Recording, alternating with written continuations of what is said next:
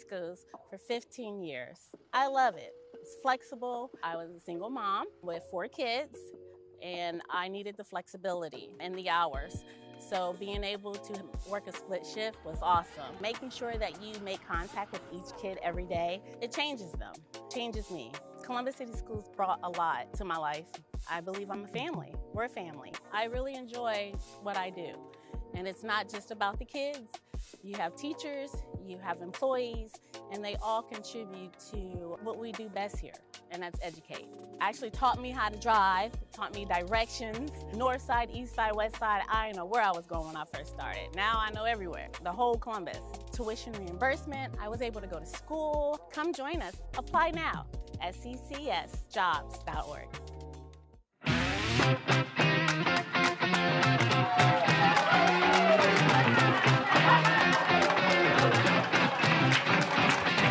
Today we went to all of the feeder schools, so all of the elementary schools and 2 of the middle schools that feed into West, and we did a clap out with their kindergartners and 5th graders.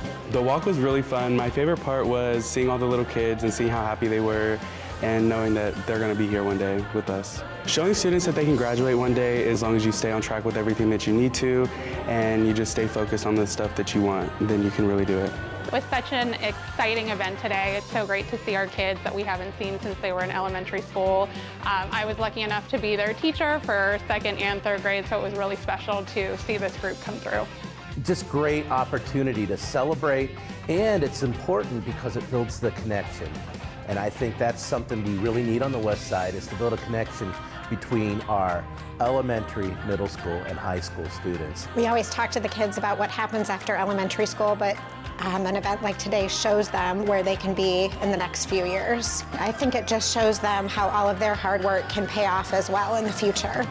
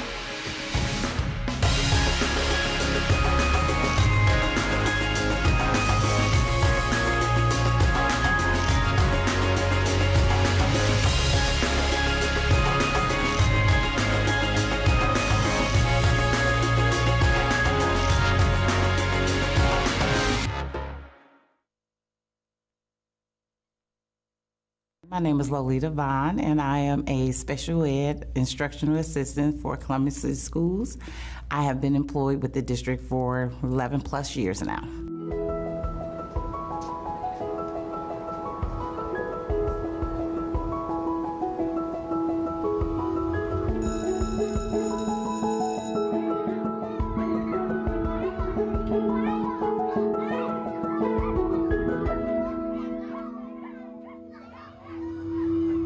I chose to work for Columbus City School because I like helping children and families.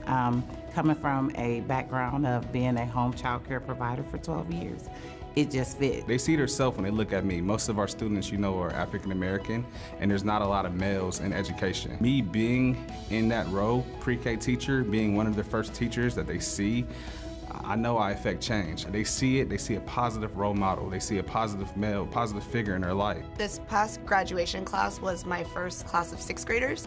So they graduated last year, and one of the area high schools has a really cool tradition where they ask their former teachers to come back and give their diploma, and I was the only middle school teacher there for this particular student, and so I got to hand her diploma, and that was probably the most memorable experience. The district has actually provided me a lot of tools and resources. I have the latest technology currently in my classroom with the Clever Touch board.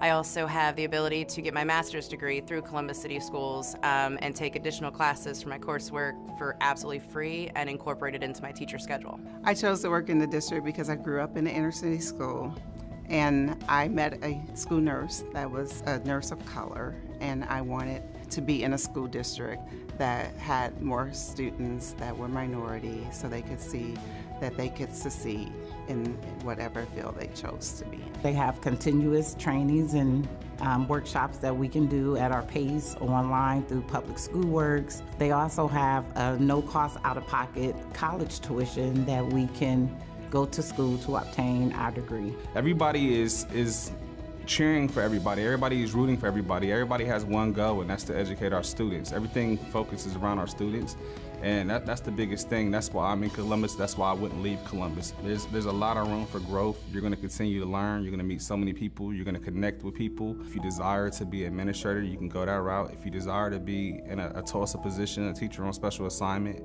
you can go that route. You're going to grow. You get a lot of different diverse pockets in Columbus, and I think it says a lot with the district as well. Whatever community you find yourself teaching in, you are impacting a certain community.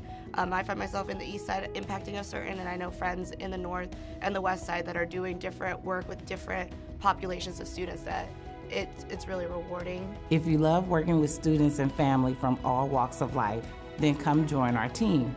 The opportunity to be a part of a great team is here.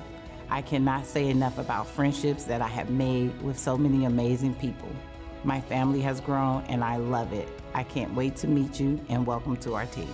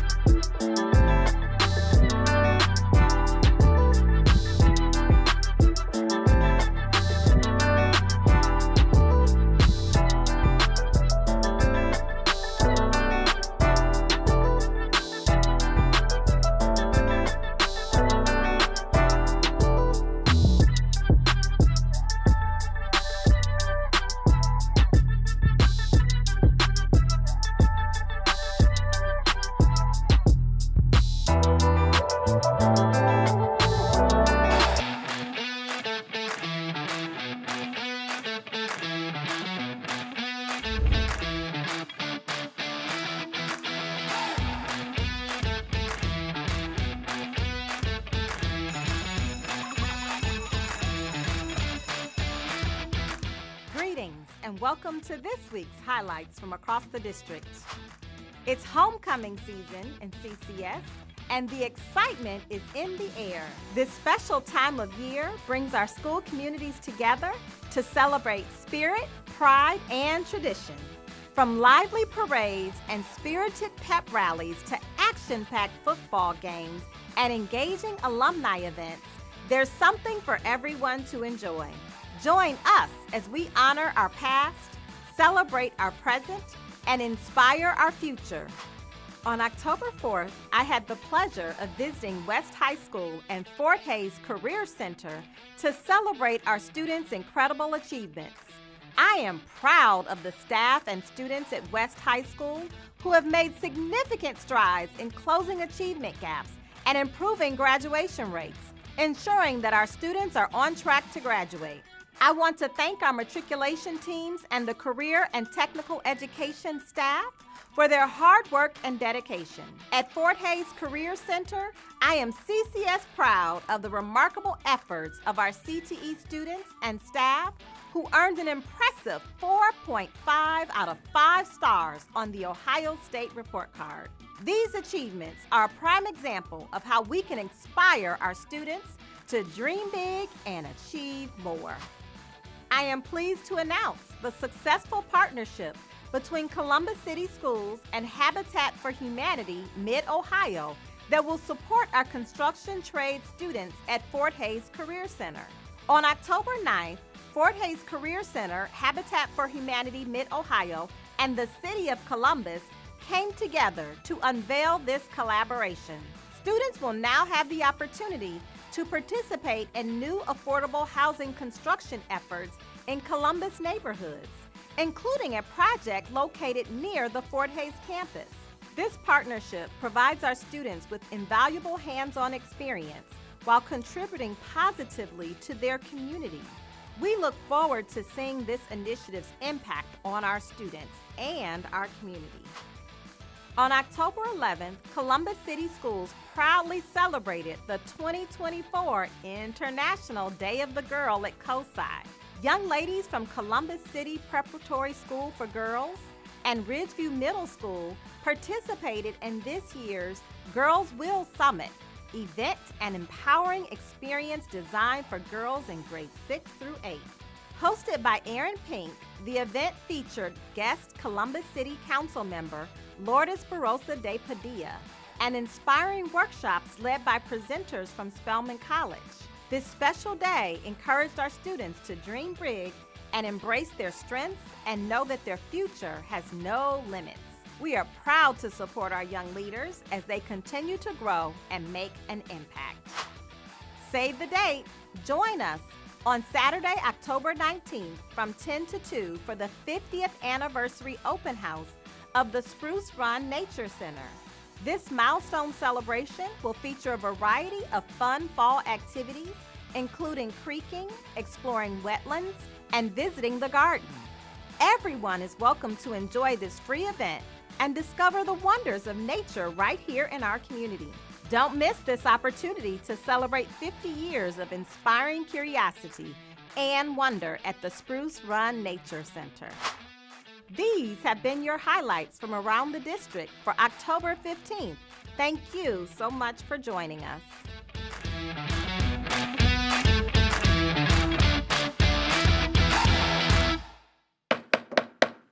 Good evening and welcome to the October 15th regular business meeting of the Columbus City Schools Board of Education. Tonight we actually are really excited as we have some special guests with us, students who have participated in the Columbus City Schools Shadow District Leadership Series. This evening we are proud to have with us Khalees Vickers-Gee, a junior at Marion Franklin High School and Fort Hays Career Center. She was shadowing Dr. Chapman today, and then we also have Micaiah McMuteri, a South High School senior, shadowing our treasurer, Ryan Cook. So please help me welcome our two students here tonight.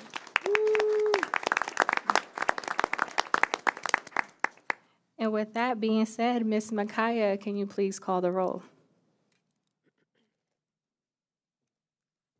Miss Adair. Present.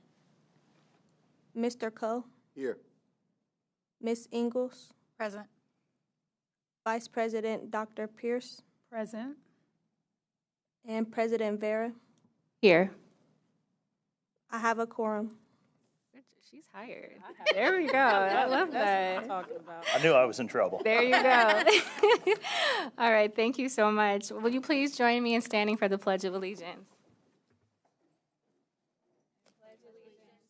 Flag of the United States of America and to the republic for which it stands, one nation, under God, indivisible, with liberty and justice for all.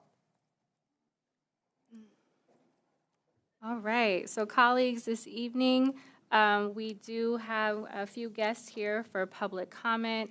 In addition to several items under board matters, we will also be considering the consent agenda 10.1 to 25.11, in addition to other legislation 26.1, and then we also do have an executive session. Is there a motion to approve the agenda? Motion to approve the agenda. Second. Any discussions, questions? Seeing none, please call the roll. Ms. Adair? Yes. Mr. Cole? Yes. Ms. Ingalls? Yes. Vice President Dr. Pierce? Yes. President Vera? Yes. Motion carried. Thank you. At this time, we will move into public comment. As a reminder, we do have office hours, board office hours between every board meeting starting at 5:15 to 5:45. So if a member of the community would have interest in meeting and having a two-way exchange, we welcome that. When I call your name, please come to the podium, and you will have 3 minutes starting whenever you are ready. My first guest is Lovey Alfie Green, aunt of a CCS student. Topic to be addressed, student and family rights. Good evening, Ms. Green.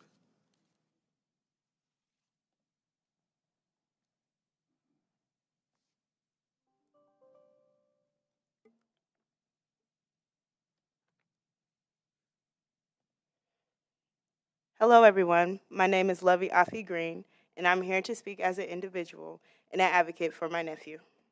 1 month ago, my brother spoke on his behalf of his son. As a student in a self-contained MD classroom that had safety concerns and class ratio concerns. When speaking on behalf of his son, Wally Green shared his grievances with you all and had a lack of faith in Columbus City Schools. As a graduate of this district, I know all too well this is a familiar story to many of the people of Columbus. This is not my first time that I've seen that the city does not show the best intent of care as a district, and without external support and safeguards, it will not be the last.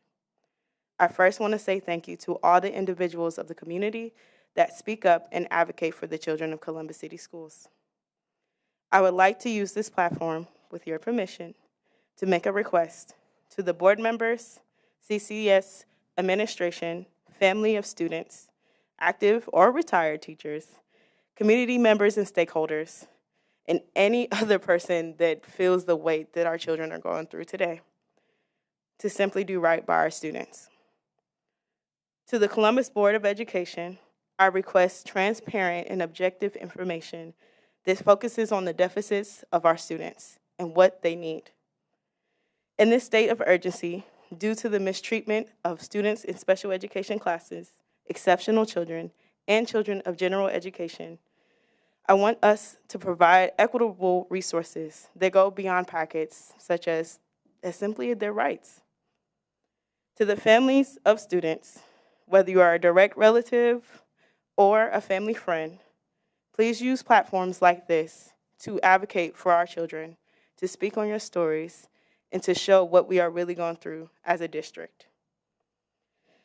As a family, we have to remember our rights.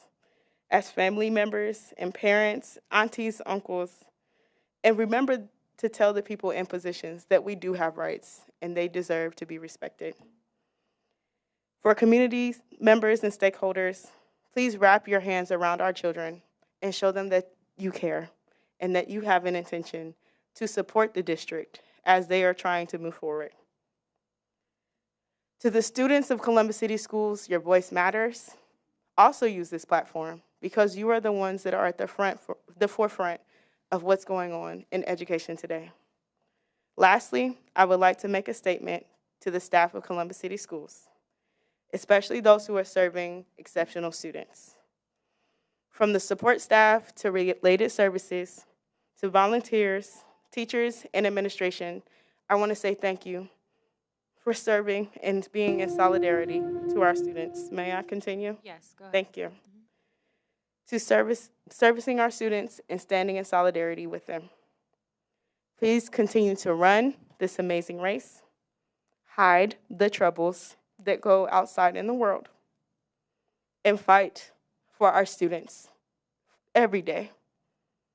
Sincerely, our first-year teacher, a graduate of Columbus City Schools, and a family member of a child who was placed in Columbus City Schools. Thank you. Thank you.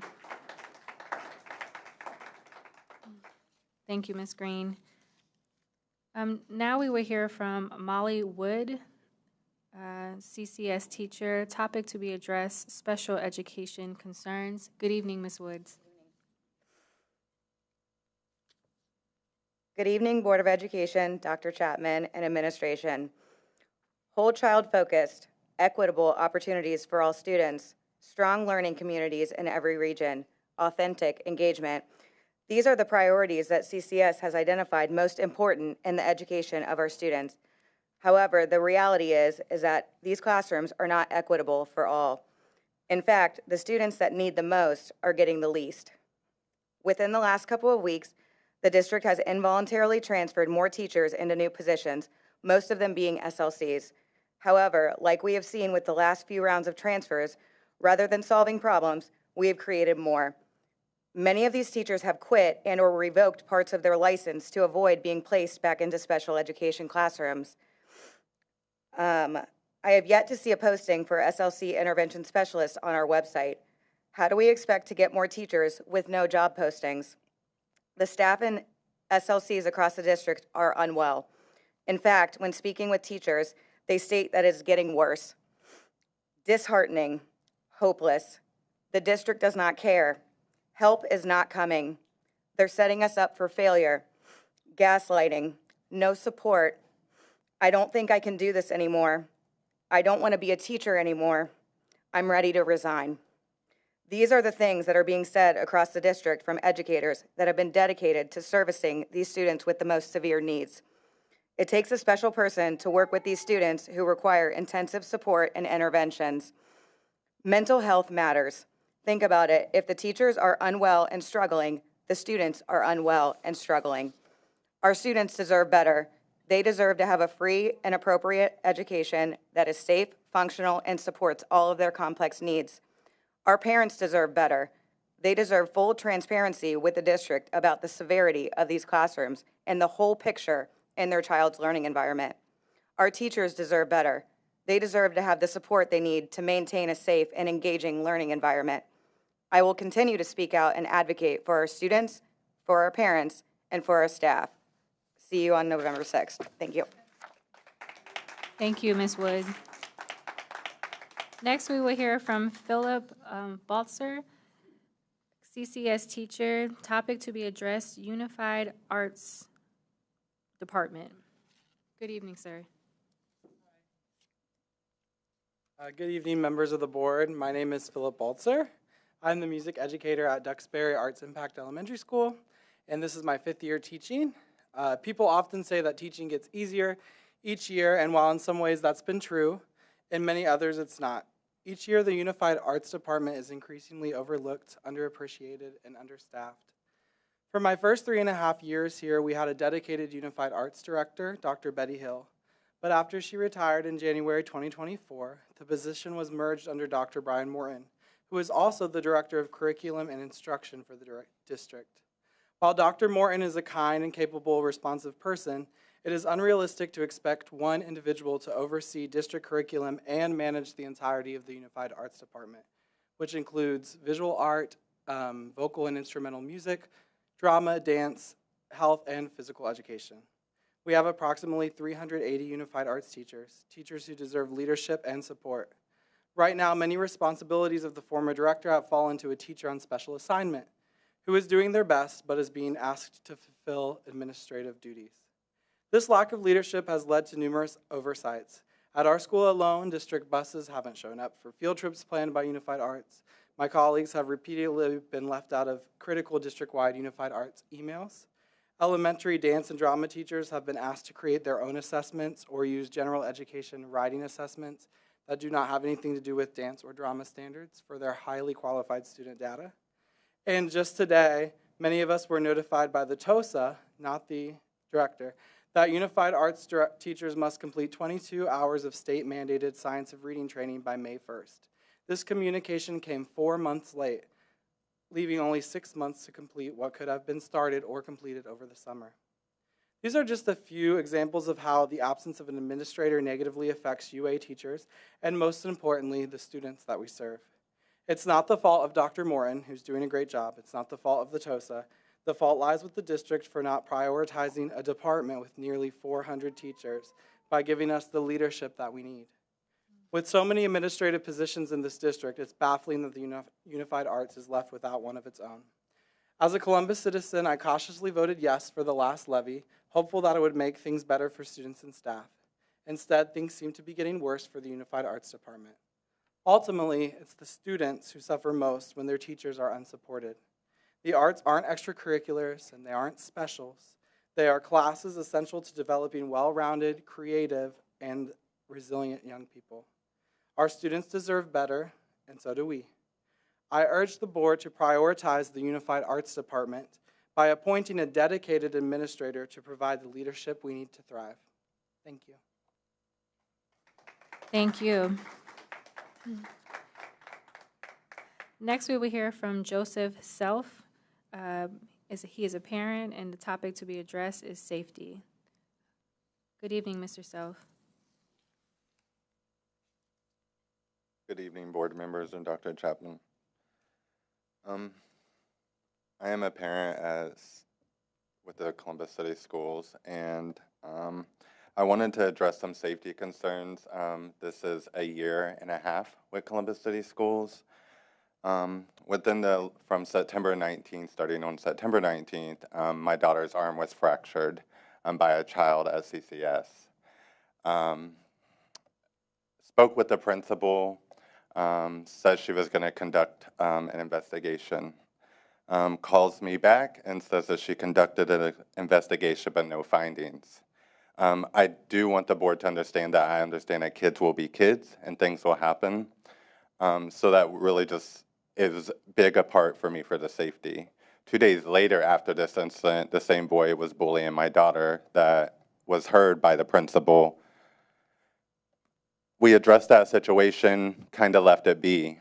Last Thursday, the same incident with the same child at school, then pushed my daughter down, placed his foot on her chest, and asked her if she had any final words. I have been through the whole process from elations to ombudsman to CPS. There is interventions that our schools so specify in. So if these things are happening at our Columbus City Schools, what is going on at our children's home? Your guys' CCS's mission is safety. My daughter hasn't returned to CCS because it's not safe. I've gotten no answers, no nothing. I'm asking the board to take this situation. The only one left is Superintendent Dr. Chapman. She's the only one left. I've been to everyone. I want the board to act on this. This is serious. This plays a big role as our safety in our schools. Last year, we had cross guards at the school. This year we didn't. I was told by the principal that the budget didn't call for it. I get it. So I asked her what we could do to make sure that our kindergartens, the first and second graders who enter on the right side of our building that has 2 crosswalks. The principal then told me that I was more than willing to come and do crosswalk. I did crosswalk for a week and a half. At 3:30, while I'm doing crosswalk, I'm come to by the principal that says my service is no longer needed. We now have a teacher down there, which is thankful. But it starts, this Columbus City Schools is not going to get anywhere if we don't start with safety. That is your mission. And if that is not what we are going to practice, then we have to take that mission out. And we have to come up with another mission. I'm not looking for the safety for me, but I want to look out for every CCS child. So please take this in consideration, and let's do better with our safety. Let's get our community involved. I'll be one of the first parents to come in our schools and help with anything. But if CCS don't communicate, we can't help. But you do have ones that do want to, and I will stand as one of them. Let's do better. Thank you, Mr. Self. Is there someone here, Dr. Chapman, that can speak to? Yes, there's a member of the administration that will be happy to speak with you. Okay. Okay. Thank you. All right. Now we will hear from Izetta Thomas, Columbus Education Justice Coalition. Topic to be addressed, board engagement, strategy. I believe Ms. Thomas is on Zoom. We're ready. Go ahead, Ms. Thomas.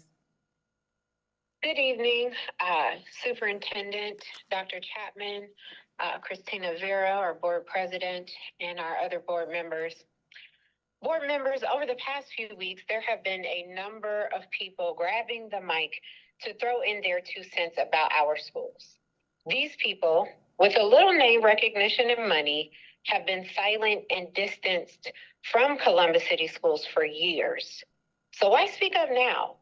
What do they have to gain from pressuring you to close our schools? As a 20-year veteran CCS educator, a proud East High alum, and a lifetime resident of the city of Columbus, I urge you all to remember this.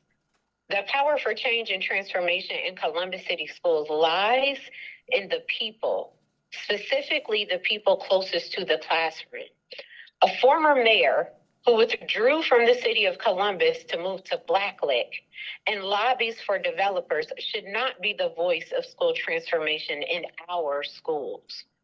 Parents and students do not need to be project managed. They need to be trusted as valid and respected school leaders. Educators and staff share the stage as experts of their schools and school communities. They deserve to be at the table, not on it.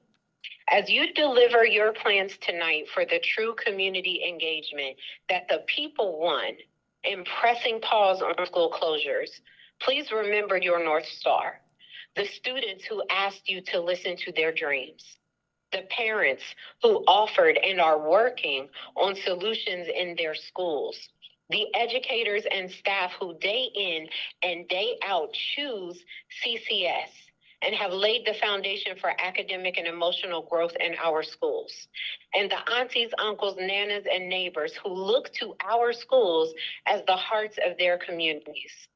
Please take your time and let the children lead you.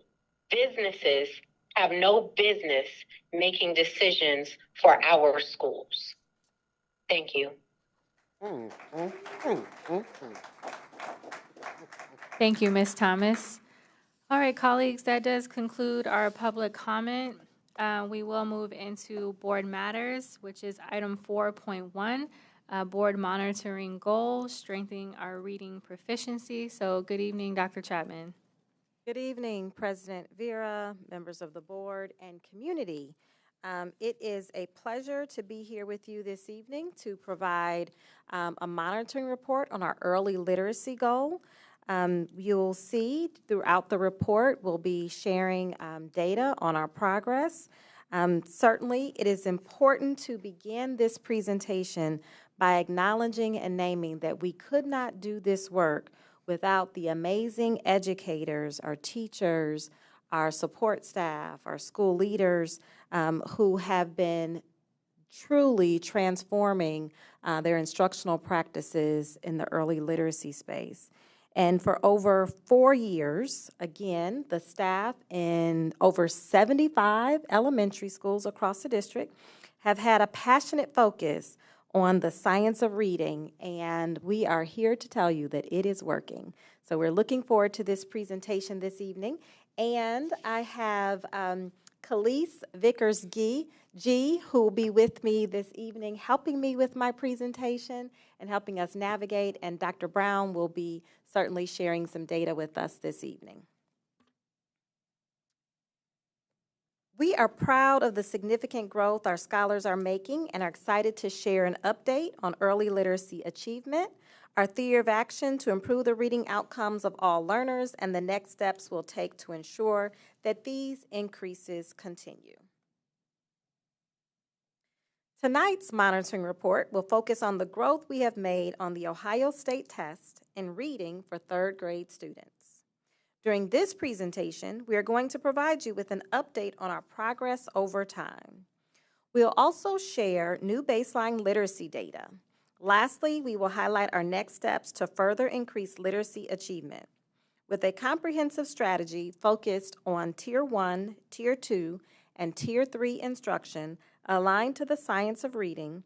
For the last few years and increased family and community engagement, we are seeing the results of our laser-like focus and our hard work in tackling the literacy crisis in our community.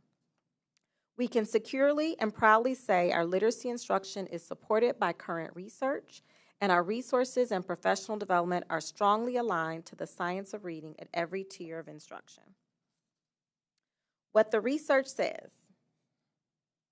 In the monitoring report presented last March, we noted the shift in the model for reading instruction that occurred in CCS in the 2019-2020 school year, which was a change from balanced literacy to the science of reading. The balanced literacy model was widely used across the country and did not account for the explicit and systematic teaching of phonemic awareness and phonics that is present in the science of reading. As a reminder, CCS was on the forefront of implementing the science of reading, which is now championed by leaders, including our governor. But there is good news. Our theory of action is directly aligned to current research. In fact, in a recent report published in 2024, the National Association of State School Boards stated, research from the past decade, as well as prior studies, point in the same direction. Our curricular resources and materials matter. Having high-quality curricular materials is one of the most critical elements in increasing academic performance. This was our first critical step in ensuring we improve the literacy outcomes of our children. We are proud to say that we are delivering evidence-based instruction in our classrooms, and our students are growing significantly because of it. We know that the magic happens in the classroom.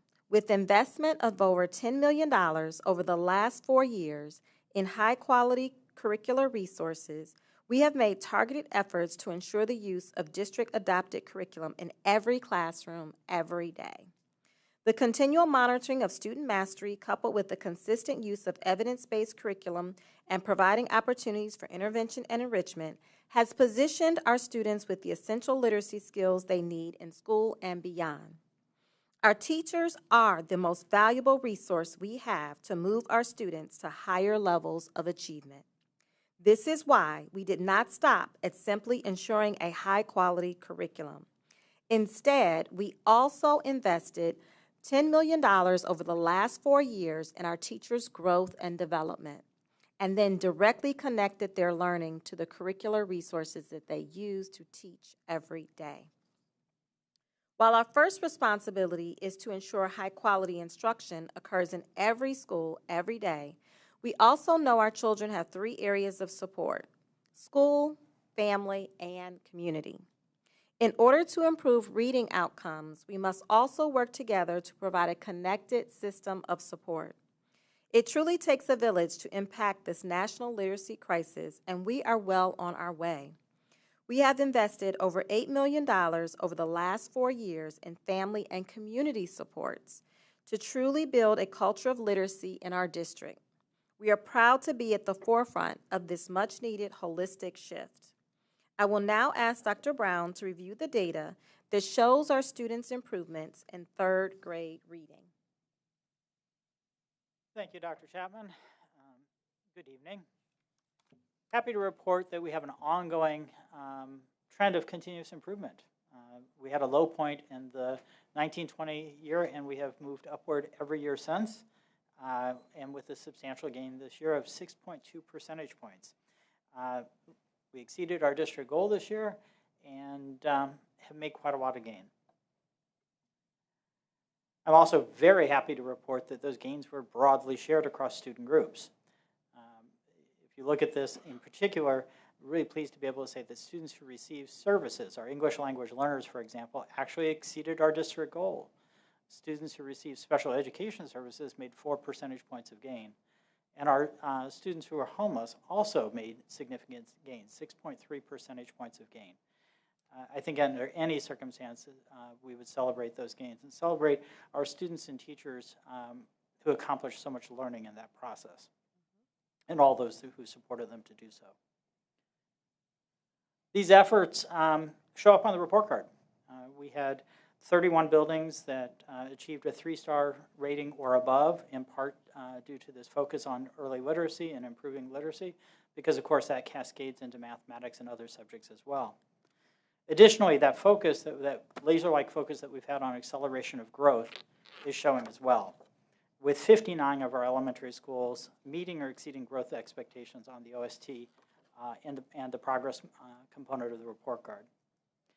All in all, very good news, and very good news shared by many different student groups across this organization. Dr. Chapman? Thank you, Dr. Brown. In closing, we are very proud as a district that we have met our early literacy goal for 3rd grade reading this past school year. Again, special thanks to the implementation of effective instructional practices across the district to our amazing elementary teachers and staff. This achievement is a testament to the hard work of our elementary students, our staff, and their families, and our partners who are supporting us with this work. We know that being able to read by 3rd grade changes students' lives and puts them on a positive trajectory, opening doors to a brighter future and contributing to greater self-esteem and long-term success. And in closing, I'd also like to invite, I know that a few of our board members had the opportunity to visit one of our elementary schools and see these practices in action. And certainly if you have reflections or thoughts that you would like to share in relationship to this goal and the practices that we are implementing across the district, I welcome you to be a part of the conversation. So thank you. Thank you. Thank you so much for this presentation, Madam Superintendent, Dr. Brown.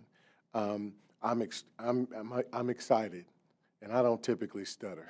I really don't. I'm very excited about what I'm seeing. My quick question before I offer a further comment, my quick question is because we're seeing more than a 2% incline, what does that mean in terms of star rating? How does that contribute to star rating? How does that get us closer to a 3 or a 4?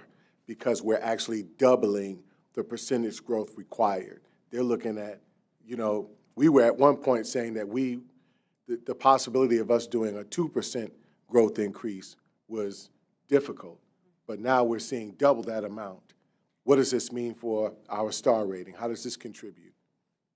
So there are 2 things I'd like to say. One would be a little cautionary, because we know that this type of growth isn't always a straight line. So one year we may go up a little and then we come down a little, but over time I would expect us to continue an upward trend. And we've had that upward trend since the 2019-20 year, so positive movement in that direction. In terms of the report card, this will show up in several places. One, we're already seeing it on the progress component of the report card. Again, 59 buildings, 3 stars or above. That's that laser-like focus on growth. That has a huge amount of weight for the overall district report card as well. So this continued focus on growth, acceleration of growth is going to create change. As you recall, when I came and talked about early literacy, we're getting real close to another star on early literacy for the system as a whole. That, again, that movement of more and more kids every year from kindergarten to first to second to third, on grade level movement, and this sort of improvement on the OST gets us closer to that overall 2nd star for early literacy. And then overall, as achievement improves, then you see the improvement on the achievement rating as well. So there are several places that this begins to weigh in on the report card for the system, and we already see it at the building level for our buildings. One of the things I think it's also helpful for us to look at moving forward, because of the comments that have repeatedly been brought to us, specifically relevant to SPED, to our special education students, because I'm equally as concerned in that space, and I understand the deficit in terms of human capital, not just locally, but nationally. I understand the other challenges with that. But that also come to add more teaching capacity on the teachers and having them bear more weight. But where can we reflect this into this type of study? What type of student are we seeing that is making a slower incline than others? I kind of asked this question some time ago, but I wanted to ask it again. If you don't have an answer now, please, let's contribute that to the conversation, because we do a great job of looking at, you know, a student from a racial context, a student from some sort of geographic context, right? Or for a for an English second language context. But we don't seem to, that data doesn't seem to encapsulate, at least visually, SPED students. I think that's a good space for us to grow some capacity in that way. And in closing, great job, awesome job to our educators, to our teachers, to our administrators who have trained up in this science of reading. I had the opportunity to be trained on it myself and then see it executed, as you alluded to, in our buildings. And not just this year, we've been the state leader in this for some time now. So thank you. Job well done. I want to learn more about our SPED students and how we can encapsulate their data in a way that shows that we're prioritizing them as much. Thank you, Board Member Cole. We'll make a note of that for future findings. Thank you. Board Member Ingalls.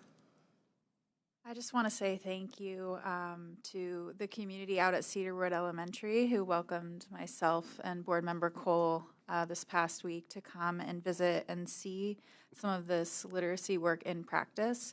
It was illuminating to me, and I have had many conversations about you know, with the kids in my neighborhood about, you know, what step are you in? What's your favorite part?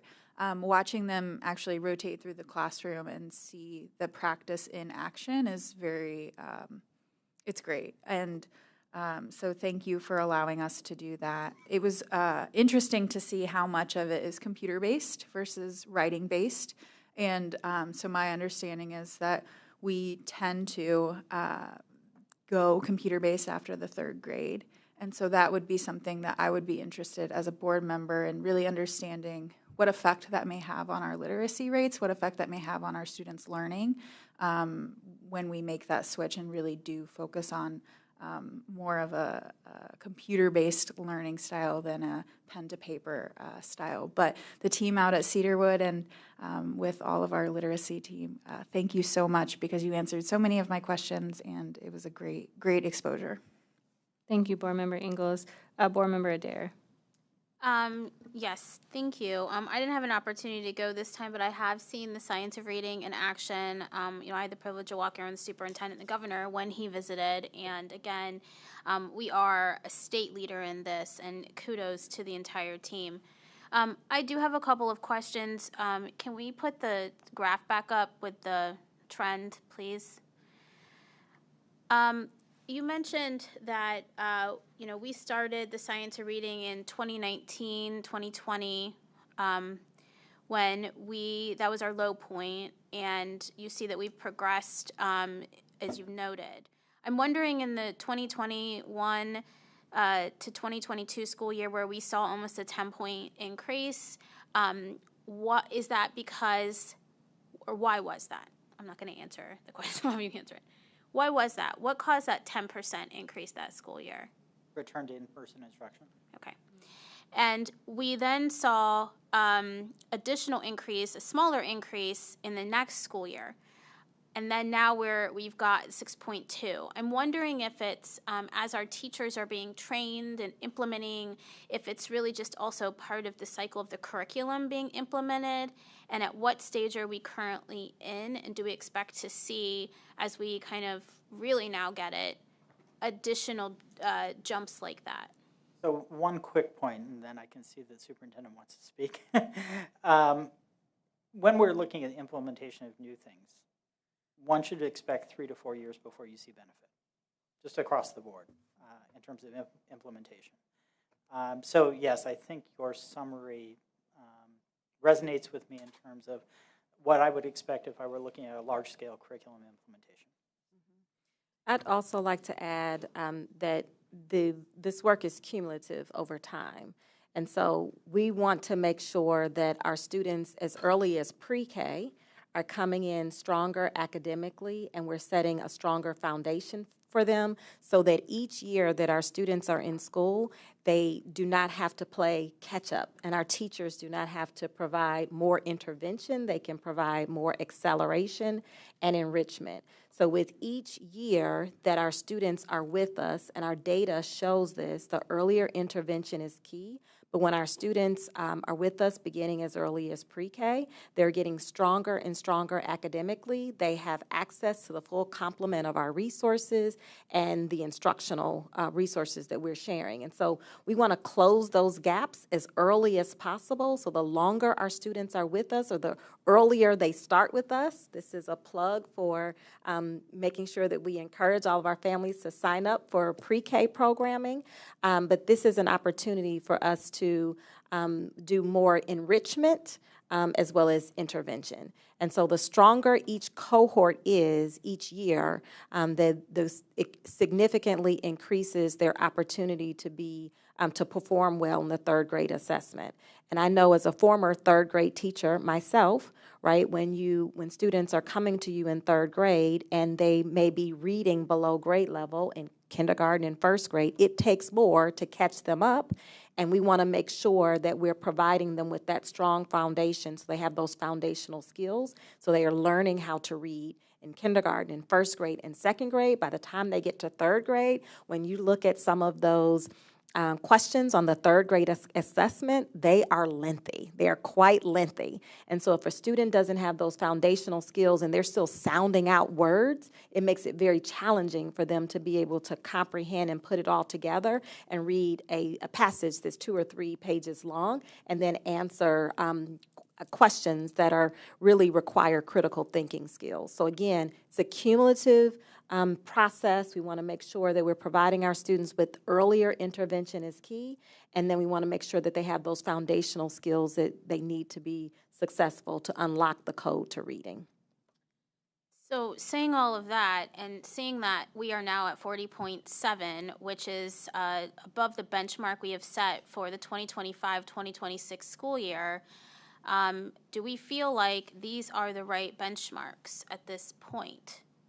Because we are greatly exceeding what we have set. Now, understanding you answered Board Member Cole that this is not linear, we know it might go up or down, but based on what Dr. Chapman just said, with the strategy of really, leaning into each grade and we know each student is prepared, are these the right benchmarks? So 2 things. First, again, students are entering kindergarten at sort of a comparable level of performance over time. So the distance we have to cover between kindergarten and into third grade is the same. We're accelerating, there's going to be a limit to how much that acceleration can be done. Hence the importance about expanding pre-K, because we need a longer on-ramp for it. So I do get worried that at a point there'll be a cap on this, so that's one.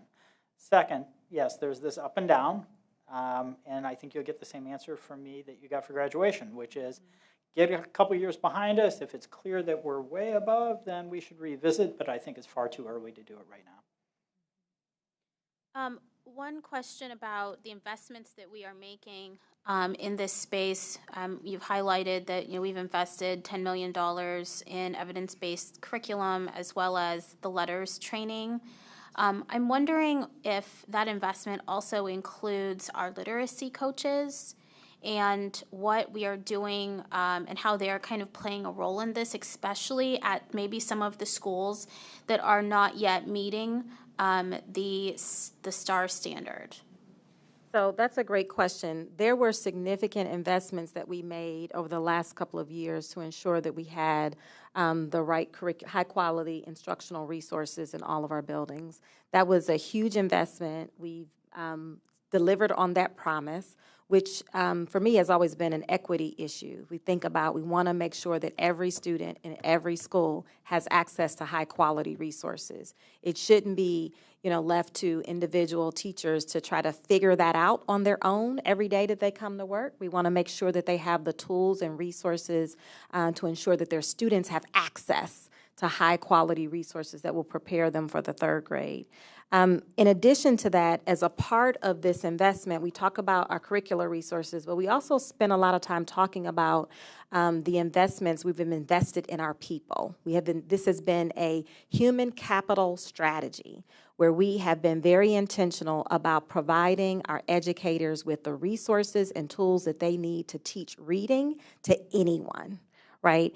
And as a part of that strategy, we've also trained several of our staff to become train the trainers. And so now we do not have to rely on external consultants to provide that training as we think about cascading that work in coming years. We can certainly bring in additional folks to help us on like PD days when we're trying to provide training to everyone on one day, but we've also invested in the capacity of our staff. So we have in-house train the trainers who can provide, certified to provide letters training to our teachers here in CCS. So we're continuing to build the capacity, not only of our teachers, but literacy coaches, and build that, have resident experts in the literacy space to provide our colleagues across the district with support. So we're continuing to invest in our staff. This is a human capital strategy, making sure that our teachers have the resources that they need to build that muscle in the area of literacy. So what additional resources do the buildings need that are not yet meeting 3 stars? What additional resources do you need from the board? So I would say that we are definitely thinking about, when we think about tiering our supports, if there are schools that still need additional, are still performing well below the district benchmark or are under 3 stars in the literacy space, we are looking at their data and looking at what it's needed. Do they need more time? Do the students need more time, right? Do they usually, instructional time is the X factor, right? Making sure that our students are, go back to attendance, making sure that our students are coming to school regularly and that they have access to all of these resources that we've talked about. So we think about instructional time. Do they need extended learning opportunities, whether that's after school, over the summer? Do they have access to Tier 2 interventions, meaning what do they need in addition to the instruction that the teachers are providing in the classroom? So we'll be looking at, in each of our school improvement plan, they are developing strategies and based on their data. So it's really differentiated by school to think about what is it that they need to implement to ensure that their students are continuing to make progress. And when we're thinking at the board table, we're certainly thinking about our district level data and making sure that all of our schools are making progress. At the school level, they're thinking about the needs of individual students. So it's very, it's like looking at the micro strategies of thinking about what does each student need, what does each class need, what does each grade level need, what does the building need to be successful. That it's not a one-size-fits-all approach. That is, very granular in thinking about what each school needs. And so we're continuing to monitor those needs, and certainly we'll certainly highlight for the board where additional needs are necessary. Thank you, Dr. Chapman, and again, congratulations to our staff for exceeding the goal, as well as to our schools that are meeting or exceeding state standards by earning a 3 and above on the state report card. Board Member Pierce. Thank you so much for your report, Dr. Chapman. I want to focus on some future performance questions as they relate to slide number 9, if we could pull that one up. understanding that our students with disabilities and our homeless students were able to see a significant percentage change. My question relates to the response that you gave, Board Member Adair, and thinking about those school interventions that may be necessary to ensure that buildings are seeing significant gains. Are you also thinking about those necessary interventions, meaning more instruction time, extended learning time as it relates to our students with disabilities and our homeless students? If you are, how can we expect to see your theory of action change in the future? So I would say that, for example, for the monitoring report, our monitoring report is for all students, and so our theory of action is not changing at this point.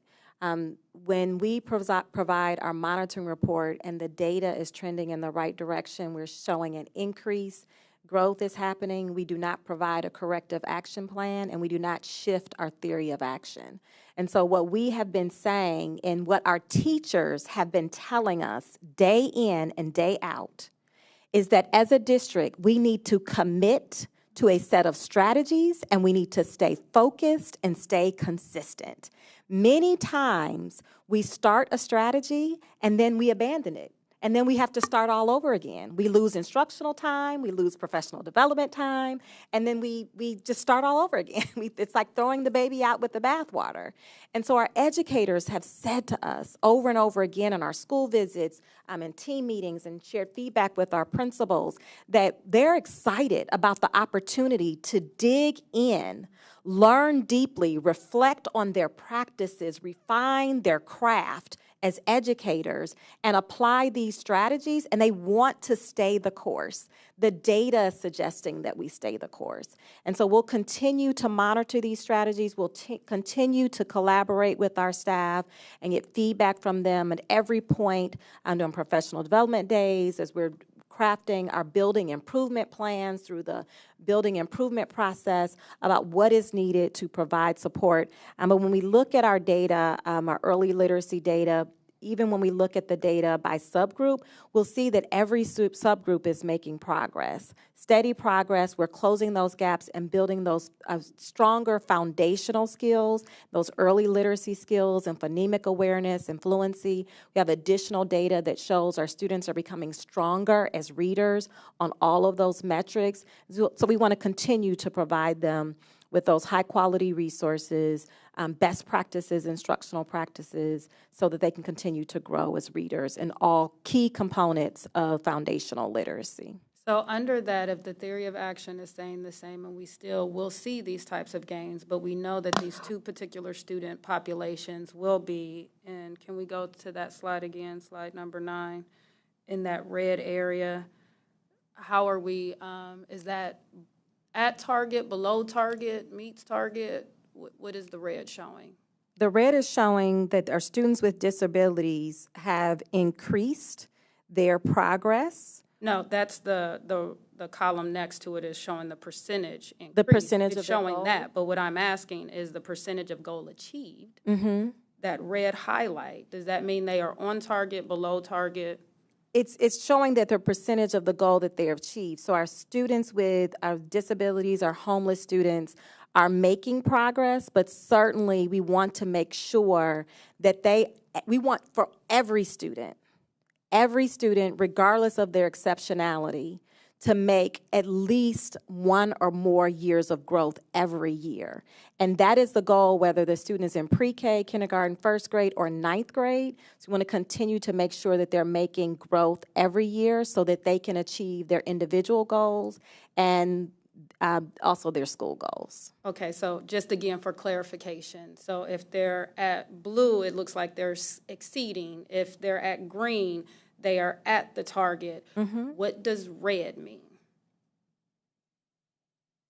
Red means that they haven't achieved, you have to be at 100% of the goal to achieve the goal in order to be in green. Okay, so for these two particular student populations, Mm-hmm. even though we are seeing gains, Yes. what can we anticipate that your team is going to do in the future to move that red to green, to yellow, to blue? So our strategies that we've been focusing on, particularly for our special ed students, homeless students, all of our students, is to really shore up their foundational skills. If I show you, if I'm a third grade, again, going back to my experience as a third grade teacher, if I'm a third grade teacher and I have students in my classroom that are reading on a kindergarten level, it is the goal to provide them with the supports that they need, access to high-quality resources, instructional time, provide them with intervention. Typically, students with exceptional needs would receive Tier 2, Tier 3 intervention to help them make progress in that third grade year. Is it typical that a student that begins third grade reading on a kindergarten level to make 3 years of growth in 1 year? That would be exceptional, right? But that is certainly what we're going to work towards, to make sure that all of our students are making growth each and every year. But it's truly, whenever the students, where they start, it's important for this goal, this data, this work doesn't begin in third grade. That's why we're saying that it begins in pre-K. We have to make sure that they have a stronger foundation in kindergarten, in first grade, and second grade, so when the time that they get to third grade, they're coming to us with those skills and they're on track already starting third grade, so that they can be successful on the third grade OST in the spring. And then one final question as it relates to some of the strategies in terms of really the educational, professional development time that our staff members will need to ensure that they are enhancing and improving in these skills. What can we anticipate as it relates to specifically that? Thinking about some of the challenges that have come forth from our students, concerned community members, and parents, specifically, again, that I think are very much intertwine and intersect with the experience that these two particular student groups may be having in our district? Well, I would offer that, we have a professional development day coming up, and we'll continue to have professional development opportunities, district-wide professional development opportunities throughout the school year, to kind of refine our practices and really better understand the needs of our staff and what's coming up for them and what they need support with. But there's also job-embedded professional development that's offered to our staff throughout the school day. We don't have to wait until a PD day. Our teachers meet regularly. They have TBTs, or teacher-based team meetings, where they're meeting and collaborating with their peers and colleagues in the building. And so we'll continue to provide supports throughout the year during those structured times, as well as during those district-wide professional development days. Thank you. That was all my questions. Board Member Cole? Thank you. I just think I have two. Okay. The first is in that column where we see students with disabilities. Is one of the greatest challenges that we're facing in that space, not just a matter of human capital, but also time and actual assessment, the opportunity to actually identify a student as in that SPED or 504 designation. Is time and the time to assess and diagnose a student a challenge here that also contributes to not necessarily meeting that percentage capacity that we are aiming towards? Thank you, Board Member Cole. I would say that I don't think that the issue is with assessing and identifying students. I think the issue or the challenge that we're working on is providing our students with access and opportunity to have access to instructional time. And so it's really, making sure that our students have access to instructional time. They have time to engage with their teachers. They have time to engage with their peers. They have time to really understand the foundational literacy skills. They have time to read with an adult. They have time to participate in read alouds. They have time at the guided reading table. I really think it's really more time on task or instructional time that we really want to make sure that we're providing our students with. And the students who are struggling and need more support, they need more instructional time. Thank you for that. Okay, awesome. the last question for me is, when we look at what we've been able to achieve with science of reading, when we look at how the state has standardized this and is standardizing it, meaning that we can only use a list of vendors that they require, all of the things that they're doing that are standardizing science of reading, but at the same time kind of boxing school districts in that have actually found some creative solutions around this. Do you have any concerns moving forward about how we need to be advocacious and how this is working for us? Are you concerned that the state may be limiting us too much or putting us in kind of a box situation that we've got to figure out how to think ourselves through? Not at this time. The state has done, continues to provide districts across the state with high-quality resources, a menu of options. And so at this point, we have not been in a space where we have wanted or really needed to deviate from those lists of high-quality resources. So we're in a good place. Again, we want to make sure that the resources that we're providing to our students and families and staff and CCS are high-quality resources. They're vetted. They've been, monitored, and we know that they are high-quality resources. Our students don't have time to waste. And so we don't have time to figure it out on the fly. We need to know that these are high-quality resources that really will provide our students with the access and the opportunity that they need to be successful. And so we're appreciative that at least they're doing that legwork for us. They're doing that heavy lifting. And so we have been really taking advantage of those resources. So we're in a good place. Okay. Yeah. Please continue to let us know how we can be advocacious in our space. Thank you. Thank you. Well, thank you, colleagues, and I just want to say congratulations to the team. I know it's been a lot of hard work, and as my colleagues have mentioned tonight, we are here to be in support of, and so thank you all for your hard work. Is there a motion to approve the monitoring report? So moved. Can I make the motion to approve the Early Literacy Summative Third Grade Monitoring Report? It was presented to the Board of Education this evening, demonstrating that the district has exceeded the goal for this year. That is a motion. Is there a second? I second. Please call the roll. Mr. Cole? Yes. Ms. Ingles? Yes. Vice President Dr. Pierce? Yes. Mr. Simmons? No. Ms. Adair? Yes. President Vera? Yes. Motion carried. Thank you, colleagues. All right, we are going to move into item 4.2, board committee updates. And let's see here. Did you have something, Dr. Pierce? Okay, that's what I thought. All right. All right, so I'm going to move Board Member Cole, if you want to provide your updates.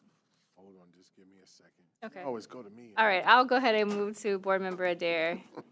Okay, thank you, President Vera. So the Equitable Transparent Resource Management Committee met on October 9th, and we discussed several topics. I do have a report that is attached to our agenda, and I encourage our community to watch the recording for full details. You can find that on YouTube. Also, the link is in the document that's attached to the board docs.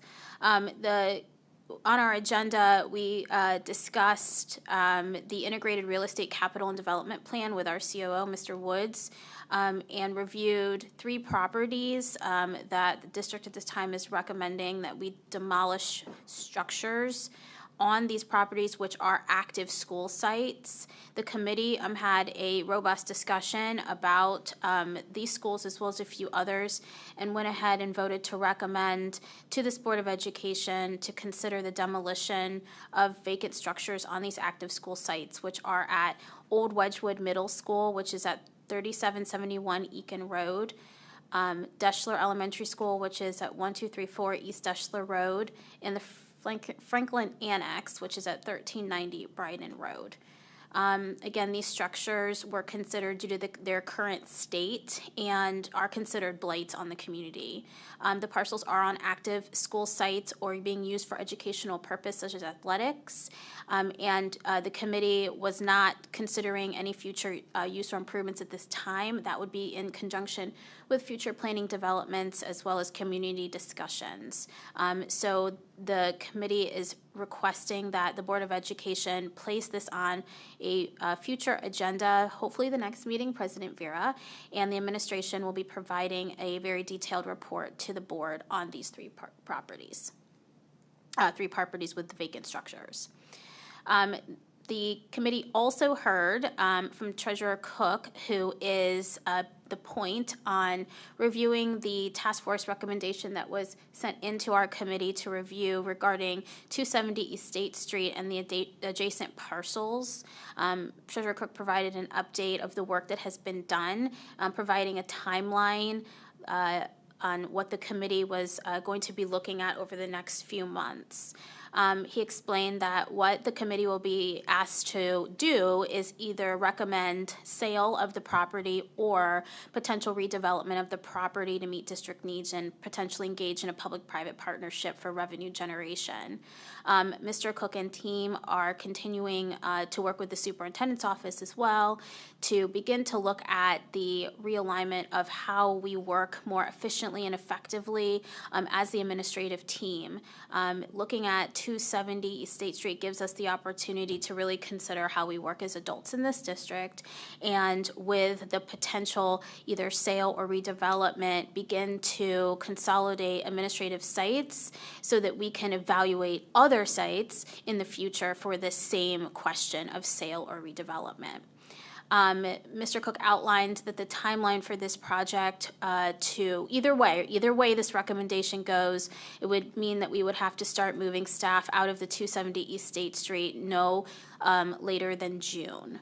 At the next committee meeting, the committee will now start to get all of the numbers and information about the valuation of that property, costs associated with the property, and potential for what either sale or redevelopment looks like. And so the committee will be digging into that at our next meeting.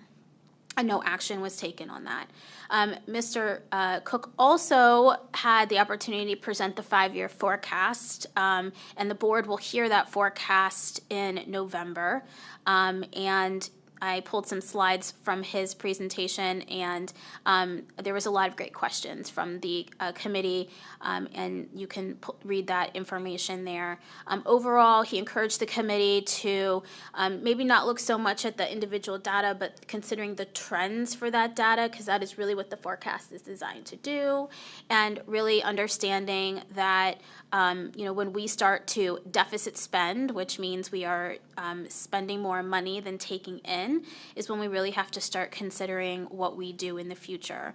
And so we are projecting that in fiscal year 2028, we will be at a negative cash deficit.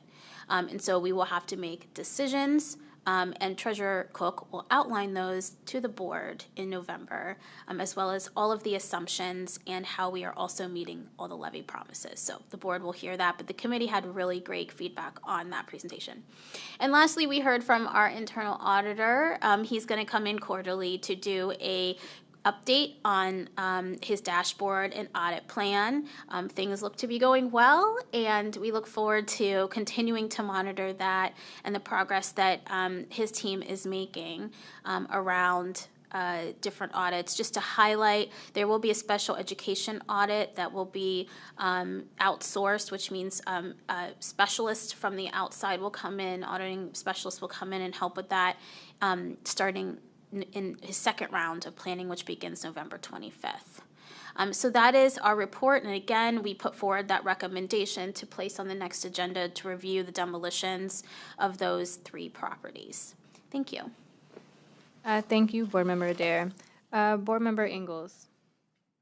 So the Policy and Governance Committee has not met within the last month. We meet quarterly. And so much of our report that you'll see online is very similar to what was talked about last meeting. So I will not rehash all of that. But what I will highlight is we started the public discussion regarding the task force policy that does not have an impact on our today decisions, but on how we carry out the conversation in the future, because this is something that we will continually have to look at. It's the job of the school board. And so thinking about how we set that up for success, that will come in December. at our December 9th meeting. We also are still looking at Policy 9150, working with our legal team, our legal counsel, seeking that advice, and then that will be put before the board hopefully soon once that is prepared and ready. And then the last thing that I wanted to highlight is that we have established a subcommittee to work on board governance work. That subcommittee is meeting in a couple weeks. The 24th, I think, is the date that we had set. And so that subcommittee will start at looking at board governance work and how we bring that forward to the board. For those of you who are not familiar with board governance, it is, we follow the SOFG model, student outcomes focused governance model of school board work.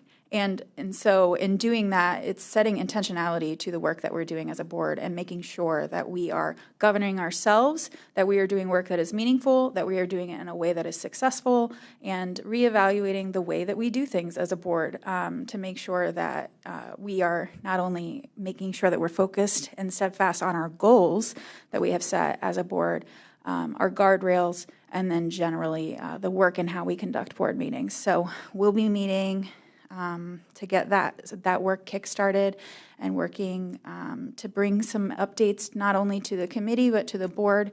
And so I want to call out if anyone has ideas or topics that they would like that board governance subcommittee to take up, to please let me know that.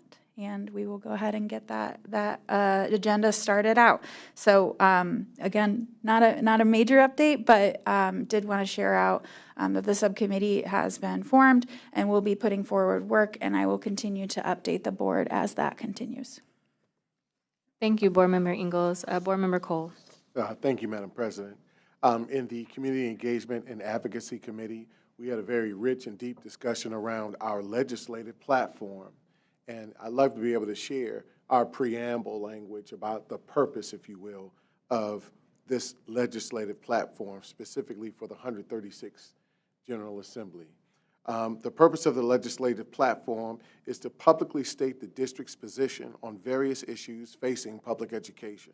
The platform conveys to policymakers, community stakeholders, and the public where CCS stands. The platform also guides the district's advocacy efforts. In that, we talked about our legislative values that encourage state policy to provide deference to local decision makers. We are about local decision making for our Columbus City schools and for public education in the state of Ohio as a whole.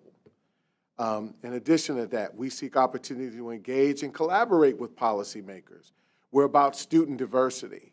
We want to ensure that we're not only encompassing students in terms of any kind of demographic, but also thinking and training. And I'm looking at those two rock stars right over there, right next in between our two direct reports.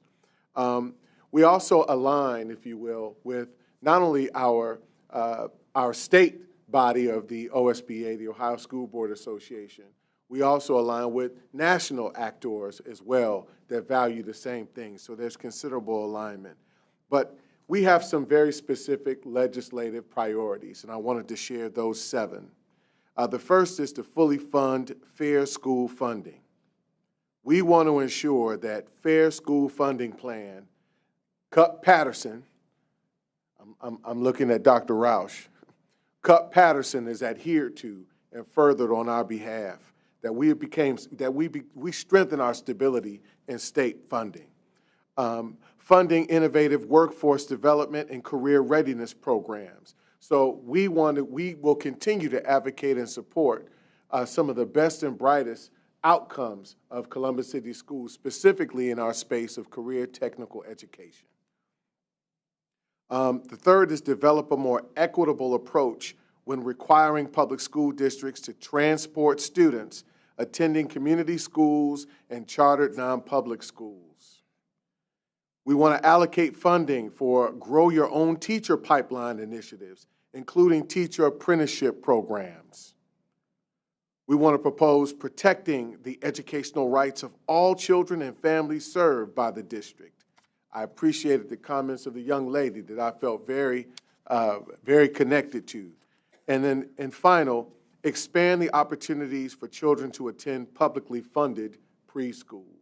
So these are the 7 priorities that we'd like to present in the future for approval to the board. We'll have a full report that we can share with you and information that you can digest, and we subsequently make a decision. I thank you, Madam President. Thank you, Board Member Cole. All right, colleagues, so we will move on to our next agenda item. And thank you all for all your hard work. Really, really great, meaningful work. We are going to move into item 4.3, our board engagement strategy. As you've heard the board and myself speak about our commitment to the realignment process, we spoke back at around August where I was able to work alongside of my colleagues to separate the work as part of different committee structures. And you heard part of that update here tonight with our equity, our ETRM committee and the work that they're doing, which is a separate process from what we are doing for our school community buildings. And so I want to make that as a point of reference. And so what's happening with the administrative buildings is one process, and tonight I'm excited to be able to talk about the next phase of the realignment process. And so it's critically important to us as a board to be able to spend time in our buildings and recognizing that our schools are more than just buildings. They're communities. They're where our students come to learn, to thrive, to connect. And for all of us, this is something that I believe we all agree upon. We want to do what's best for children at the end of the day. And being able to carve out the time to spend where we are going out into these buildings, all 9 of them here in the next few days, to be able to spend time absorbing what is happening in these communities and being able to spend time with students, staff, team members, just to learn more, but recognizing that we also wanted to be very intentional about the process. What does this process look like? What are we looking for, and how do we bring our school communities to be a part of this, recognizing that their voice matters in all of this as well. And so as part of the next phase, we have, as I mentioned back in August, been researching local support services, national support services. And tonight, I'm incredibly honored to be able to bring the next iteration of this conversation into real life. And we have had the privilege of connecting with Dr. Terrence Green, who is an expert around the consolidation evaluation process. And so working alongside of him to create a protocol around what can we expect to see, what are we looking for when we go into our 9 school communities, and providing an opportunity for those schools to be a part of the process. And so tonight you will hear directly from Dr. Green, who will be speaking to all of us because most of my colleagues have not been able to learn more about what this next step will look like in terms of the tool and protocol. So Mr. Green, if you can join me at the podium, colleagues, I want the opportunity where tonight we're going to hear from Dr. Green to really guide us on what the next steps will look like in terms of the visits to the 9 buildings, and really walk us through creating an intention, creating a process, and be able to answer any questions or thoughts you may have about the process. And then Dr. Green will also explain from a school community-based standpoint how they can get involved in preparation for our building tours. So good evening, Dr. Green. Awesome. Thank you so much, President Vera.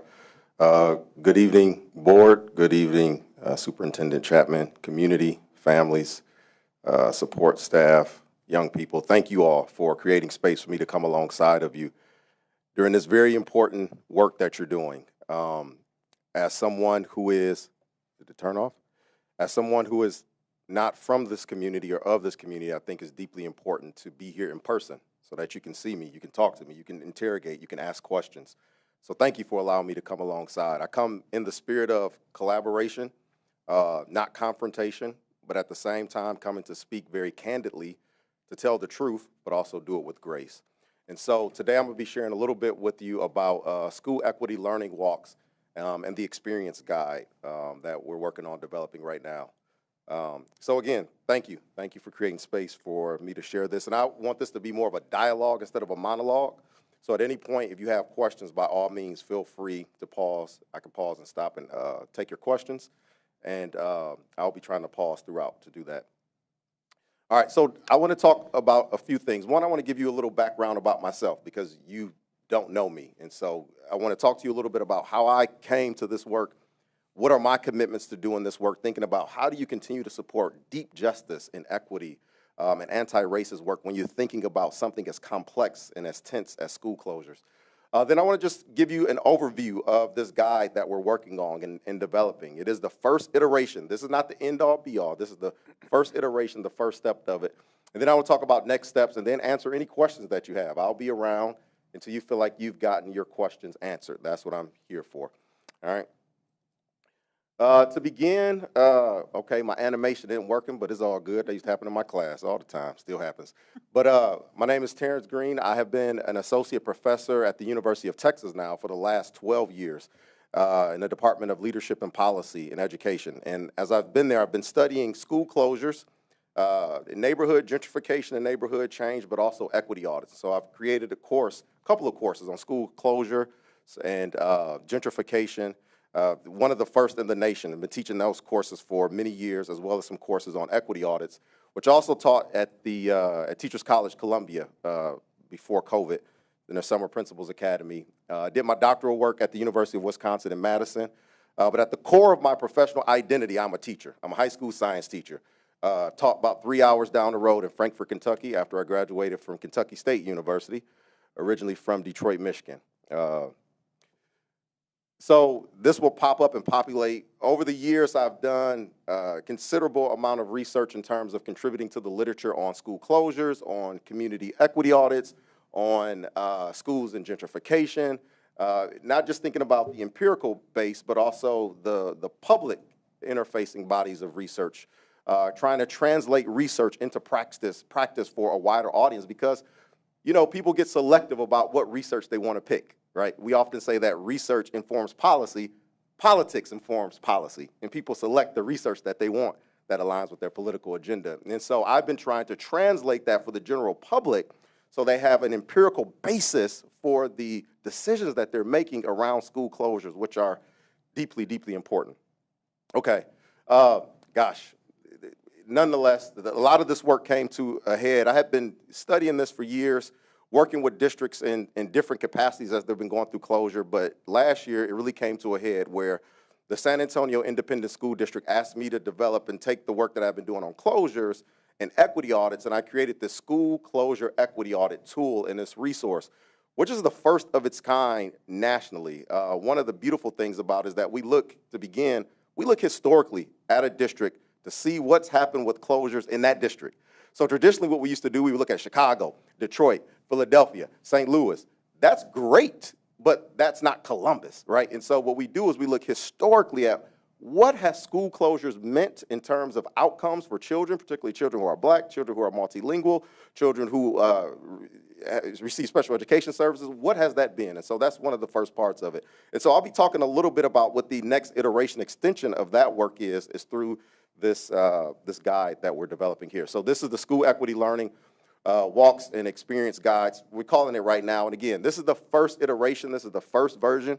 I will say in an ideal world, this would have been created in a more participatory manner. It would have been co-created with the young people, co-created with teachers and with staff and with principals and with families and with caregivers. But we're thinking about how do we make sure that their perspectives are center and central in this. I wouldn't dare try to create something for people without centering their voices in it. And I'll talk to you about what that process will look like here in a moment.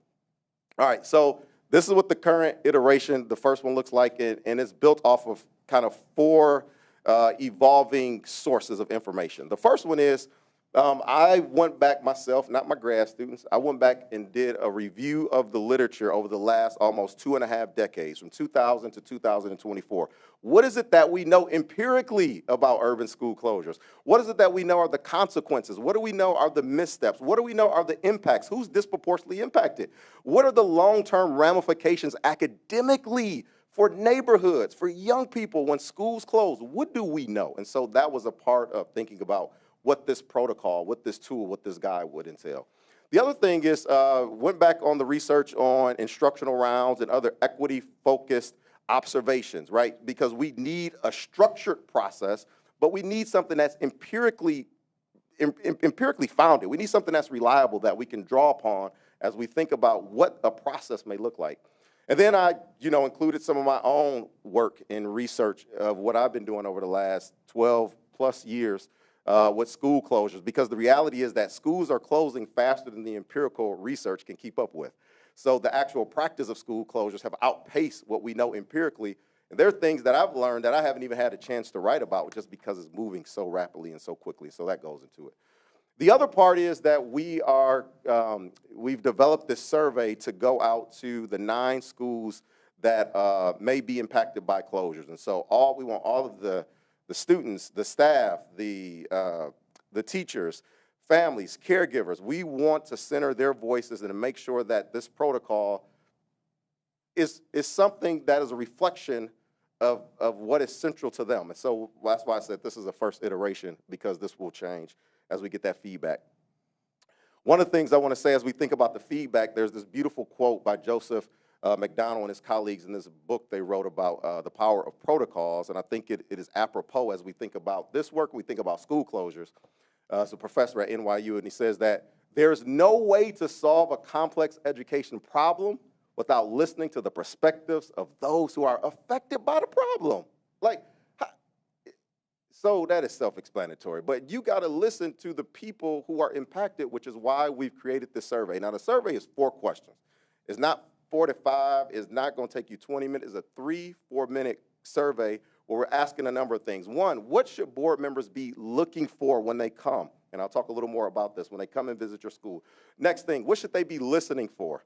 I'll talk to you about that. What types of experiences should board members have? The experiences are important because we're not just trying to create cognitive, intellectual ideas, which are important, but how do we create the experiential dynamic when board members actually, you know what it's like to walk from the school that's closing to the one that is assigned to.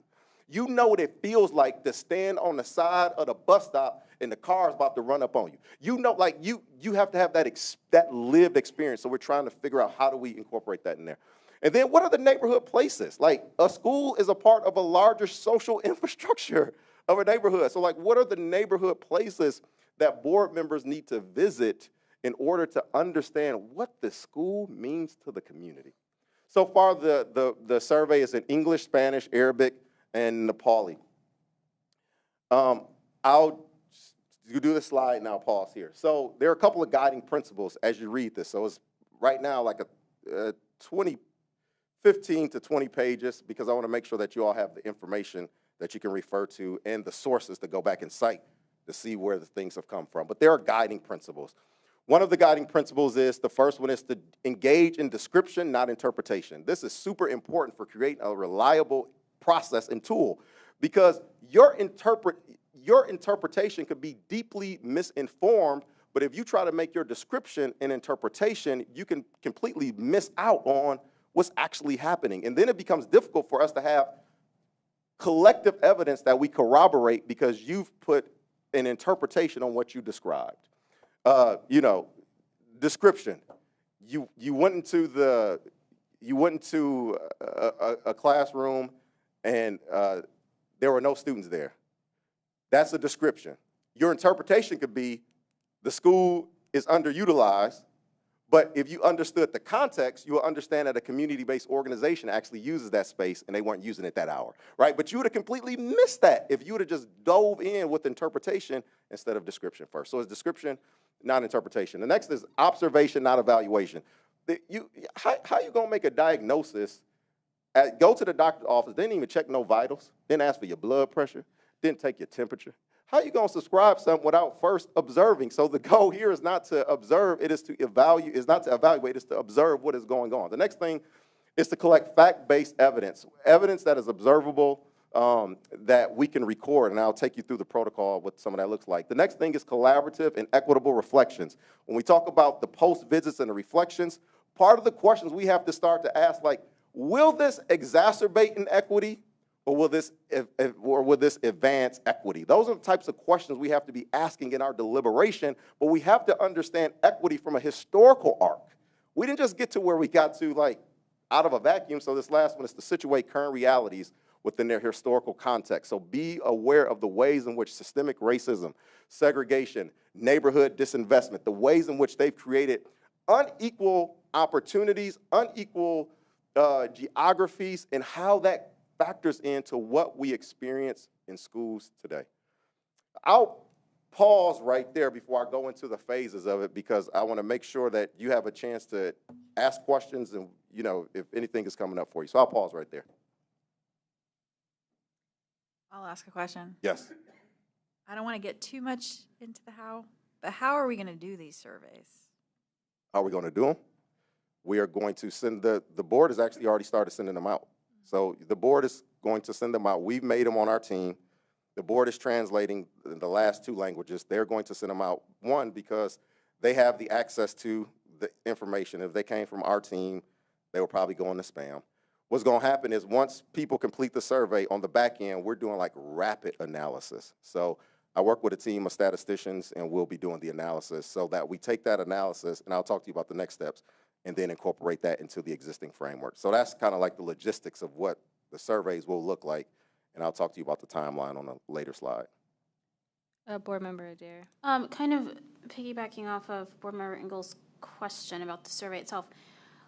Why are we just surveying the 9 schools when, truth be told, as you said, it's really feeder patterns or neighborhoods that could be impacted when, you know, new learning communities are redesigned and students are moved into other spaces? Why would we not be also surveying potential impacted learning communities in this? That's a good question, and that's something that it's phases. So we're starting with the 9 as the priority, and then it will be opened up to more communities. So this was, and you can expand, but the idea is because we want to lean in and specifically focus on the 9 communities to start with, especially since we're trying to finalize the tool, and then ultimately there will be another iteration of the survey that would then be opened up to outside or additional stakeholders. I got 2 great questions, 2 ideas come to mind. One, in an ideal world, that's probably how it should have unfolded. Given where you all kind of like are in the game and where I've come in, and given that you all are going to visit on the 21st, it's almost not empirically impossible, but it will be doing a disservice to try to rapidly analyze all of that and integrate it in. It would just require more time. Here, the thinking is like, how do we make sure the people who might be most directly impacted right now have an opportunity to provide feedback? But in an ideal world, heck yeah, of course. It would definitely be much broader, and it will be open to that earlier on. Now, that being said, this is the first iteration. So if there is like this larger, you know, community-based equity audit process that may unfold, you unfold it, then you very well may do something like that. But given the context, the timing, where we are, our team has been working literally around the clock to turn this around, in addition to the analysis that will come from those 9 schools. But duly noted, absolutely would do that in the ideal world. And I would add, you know, I think right now, if we can probably just go through the whole presentation, if board members want to jot down their questions, because I feel like a lot of the questions that they're going to have are going to be in some of these future slides, if that's okay with you. Yeah, that's cool. Okay. I saw your hand up. We'll come back to him. We'll come back to you. We'll come back. Got you. We'll come back to you. All right, let me zip through this. Don't feel like you got to zip. But all right, let me slow down then. We got time, so it's fine. I got time. All right. Here we go. All right, so how to use the guide. There's a couple of pages where I try to explain what the guide is, how you use the guide, but there are 3 fundamental phases and there are 5 steps. Now, we could have had 15 steps. I'm trying to simplify it, and again, this is the first iteration. It might end up being 4 steps. There are 3 phases. The first phase is the learning you do before you go to the school. You don't just show up to the school and engage in learning. There's some pre-learning that has to happen before you even show up to the school. There's learning that happens during, and then there's learning that happens after, where you're doing the post-analysis to make sense of the evidence that you've collected and look for patterns as a board. The first 3 steps are in prior learning. The 4th step is in the middle one, during, and then the last one is the 5th one. Okay. So the first step is this. It is to understand the racial, the historical, and the social context of the school. And there are a number of questions that we ask here. I just pulled out 4 questions for you to think about. One, try to understand what are the demographics at the school. Another question is like, what are the historical and racial events and the decisions that led to the school being in its current situation right now? Another question is about the ways in which systemic inequity have impacted resources, opportunities, so on and so forth, but also try to understand the ways in which the staff and teachers are supporting young people. What are their experiences? What are their outcomes? And so there are a series of questions of learning that happens before you show up. The second step, I call it bringing up your BAMs. BAMs is an acronym for biases, assumptions, myths, and stereotypes. The first thing we know from organizational psychology literature is that anytime you engage in some type of observation, there are a number of cognitive things that are going on. 2 of the most prevalent types of biases that emerge in observation, number 1 is confirmation bias. Confirmation bias is when people already have a belief in their mind, and so what they go to look for is to confirm what they already believe. So if you believe like this school is failing, when you go to the school, all you're going to look for is failure. There may be a myriad of other things that are unfolding, but what that cognitive bias does, it prevents and forecloses on you being able to see other pieces of evidence. And so the goal of this is not like to hit you over the head, like, oh, you being biased. We all have them. The thing here is now we're acknowledging them so it doesn't become an impediment to me collecting evidence that will allow me to really see what's happening. The other thing I need to say real quick here is this. I think of data as a flashlight and not a hammer.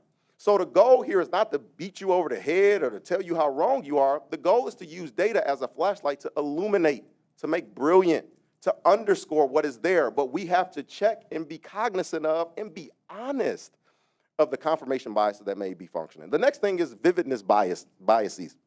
And there's a place for you to write them down. Vividness biases are when you have a very vivid or emotional experience that's very specific. You use that specific experience and make generalities about it. So at a school, there may have been, I'm just thinking of something off the top of my head now. There may have been a big incident. Maybe there was a fight, and then it was so gruesome, it was so vivid in your head, you say, well, all they do is fight at that school. So you go into the school looking for people fighting. Ain't nobody fought in the last 2 years, right? And so, but that's how vividness, biasness functions cognitively that prevents us from collecting fact-based evidence for us to look at. So the first one is the biases. The next thing is the AMS, the assumptions, the myths, and the stereotypes. And assumptions, these are ideas and belief that we have without proof or we have limited information. And there's so many assumptions that people have about schools that they ain't never visited, which is so important, and I'm grateful that you all are visiting, so thank you for the work that you're doing, because I think this is setting a precedent. Like, how you gonna make a decision on a school you ain't never been to? So we gotta check the assumptions, and then the mythology. These are these false narratives that are passed down culturally from generation to generation. And then the last thing are the stereotypes, where we take an oversimplification and we generalize the entire school about that. And so we need to pause, reflect, and acknowledge what these are so that when we go in, we're able to collect evidence that is not being undermined by our BAMs. All right. The third step is then now to select your guiding questions, because you need questions to guide you. The inquiry drives the research process. You need inquiry. People, my experience, I've just seen there's so many interests that are at play when you're doing school closure. So these people got these people in their ear. They got these people in there. They got these people in their ear. And they can never have any real curious guiding questions, but you need some inquiry. This is about curiosity. What are you trying to learn? What do you want to know? Not what they said, not what the other consultant said. Like, what do you empirically and intellectually want to know about the space? And so you have to have guiding questions. And the guiding questions, I believe, which we set out in here, are going to come from 3 sources. One, they're going to come from the schools. To streamline this process, because y'all are going on the 23rd, this the 15th, well, we got 12 days. The conversation will come through the principal, but it'll be inclusive of everybody in that space. It might come through a different person. This is the first iteration, but there has to be some contact with somebody at that school to help formulate what the guiding questions may be. The next one is data about the school regarding closure that you're curious about. I noticed that they had data on this, and I wonder why. I am curious that they had data on A, and I wonder B. What are your curiosities about the data that you have been presented about these schools that you will want to find out inquisitively? And the last one is I have a bank of questions in the back of it, just in case you don't know any questions that you may want to ask. You got so many. I have a bank of questions that could help you narrow down what you might think of as some guiding questions. So the guiding questions will inform what you look for. The look fors, and there's a whole thing in the background, look fors. What do we look for when we're visiting? What do we listen for? Listen for means you have to have conversations. You have to be talking to people. And then the experiences. What are the experiences that we may have? And that's just an example of some of the question banks. All right, here's a few example conversations, right? So I put some questions in there. Again, you could generate your own questions. That's awesome. Just trying to give you a head start is that, here's one question that could be important. What factors should the board consider about this school that may not have been fully explored regarding its potential closure? People have solutions. People have ideas. People have thoughts. It's a great question to engage with people on, right? And there are a number of questions here that you may think through. And then some example experiences. I talked about some of these, attending like a meeting from a local community-based organization, walking, the neighborhood to understand what's happening, observing an after-school program. Again, just some examples of visiting. And again, I want to say this definitively and declaratively that I'm appreciative of you all engaging in this process because very few, if not any, districts that I know of, the board members have not visited schools where they're going to close. So thank you. And so I do get excited and passionate about this, but I appreciate what you're doing. So these are some example experiences that you can engage in. All right, and here's a little note catcher. This will be revised, but as you're going, you could just jot things down. Got that in there. Okay, and then the last part. And again, this is the movie trailer. This isn't the movie. The last part is learning after the visit. So you will then, we did like some post-observation type of workshop. I would take you through this process. But there are about 7 steps what you want to do. You want to determine what the guiding questions that you are about to analyze. You want to organize it by a focus area. So whether we're organizing it based on the people we talk to, what we learned from that, or we're organizing it based on the places we visited or the experiences that we had. And then you want to review your evidence. You want to share your evidence out. And there's very specific details of how to share the evidence, but also how to screen to make sure that what you're sharing is actually fact-based evidence and not interpretation. So that's in there. Then you look for the patterns. Then you reflect on your individual learning, and then you discuss your collective learning as you think about what this means now in relation to the data that you've had previously and now with this data. I will add, I think, again, this is an introduction, and there could be more work to be done, some deep community conversations with the board and local stakeholders. So this is just an entry point and another piece of data, not the end-all, be-all data. So next steps, we're going to get feedback from the stakeholders at the 9 schools. We're going to analyze the data as rapidly as possible, incorporate that feedback into the guide, and then we'll send the completed guide to the board by the 21st. So you all can look over it before you go on the 23rd. And then these are 2 of the QR codes for both the English and the Spanish versions of it. Again, they will be sent out to folks. If you want to do it now, you can grab a picture. I can always go back to it. And then that's it. That's all I have. Thank you, Dr. Green. And just as a point of clarification, we are not going on the 23rd, but there are some dates in close proximity that every board member will be receiving here shortly. So with that, we'll open up for any questions. Board Member Cole. Thank you, Madam President. Thank you, Dr. Green, for this wonderful presentation. There's a couple things that I greatly appreciate. I greatly appreciate the scientific approach that's totally objective. You're asking us to look at a phenomenon. So I want to ask a question about you brought up instructional rounds, and that's near and dear to me. Is it as detailed as that instructions round work? And what I mean by that is we go into the building, we have a sheet, and that sheet is broken up into columns of the phenomenon we're observing itself, the who, what, where, and also the time. So at 7:57 p.m., I saw da-da, and we're taking it down. Is it as detailed as that, or no? I'd just like to get an idea of what the kind of criteria is that may even help us have a more guided experience in being able to collect that data in those rounds. Great question. Yes. So the things that instructional rounds gives us is a process. It gives us a process, but it also gives us a structure. So yes, it is that detail in the actual guide as you read through it. There are examples of this is what evidence, a factual-based evidence looks like. This is what fact-based evidence looks like with interpretation, right? Now, in terms of the time, I lay out, some estimates of how much time you should be, yep, I get you. How much time you should be spending, as you're looking for things, as you're having conversations.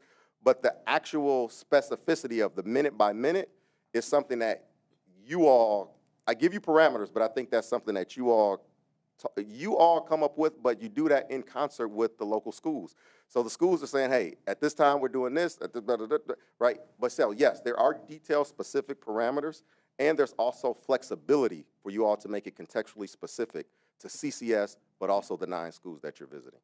Okay, awesome. Thank you for that. Yep. And I look forward to that. The other piece is you mentioned particularly, I'm going to focus on the school itself, right? You mentioned the different internal stakeholders within that school. Is there a standardized kind of formula that you use? For example, if I'm thinking about data that I want to collect from a school, I'm thinking about BLTs. That ain't bacon, lettuce, and tomato. That's building leadership team. I'm thinking about TBTs. I'm thinking about the administrator. I'm thinking about a segment in that population of students, and quite possibly, if they are considered internal stakeholders, even the families. Yeah. Is there a standardized kind of formula that we're going to use that helps us get all of that respective insight? I think it's important. Yes. So here's I think you hit at the crux of one of my commitments with this. I believe, thankfully from my experience and my research, that I bring a level of expertise. But I think my expertise is incomplete if that expertise is not combined with the expertise of the people in this district.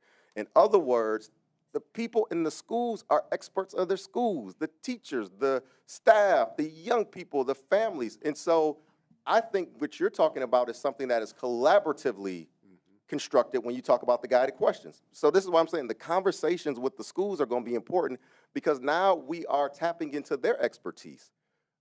The BLTs, they will help inform and guide that. And so that part I'm leaving flexible enough so that we can center the expertise of local stakeholders to augment the expertise that you all have as board members.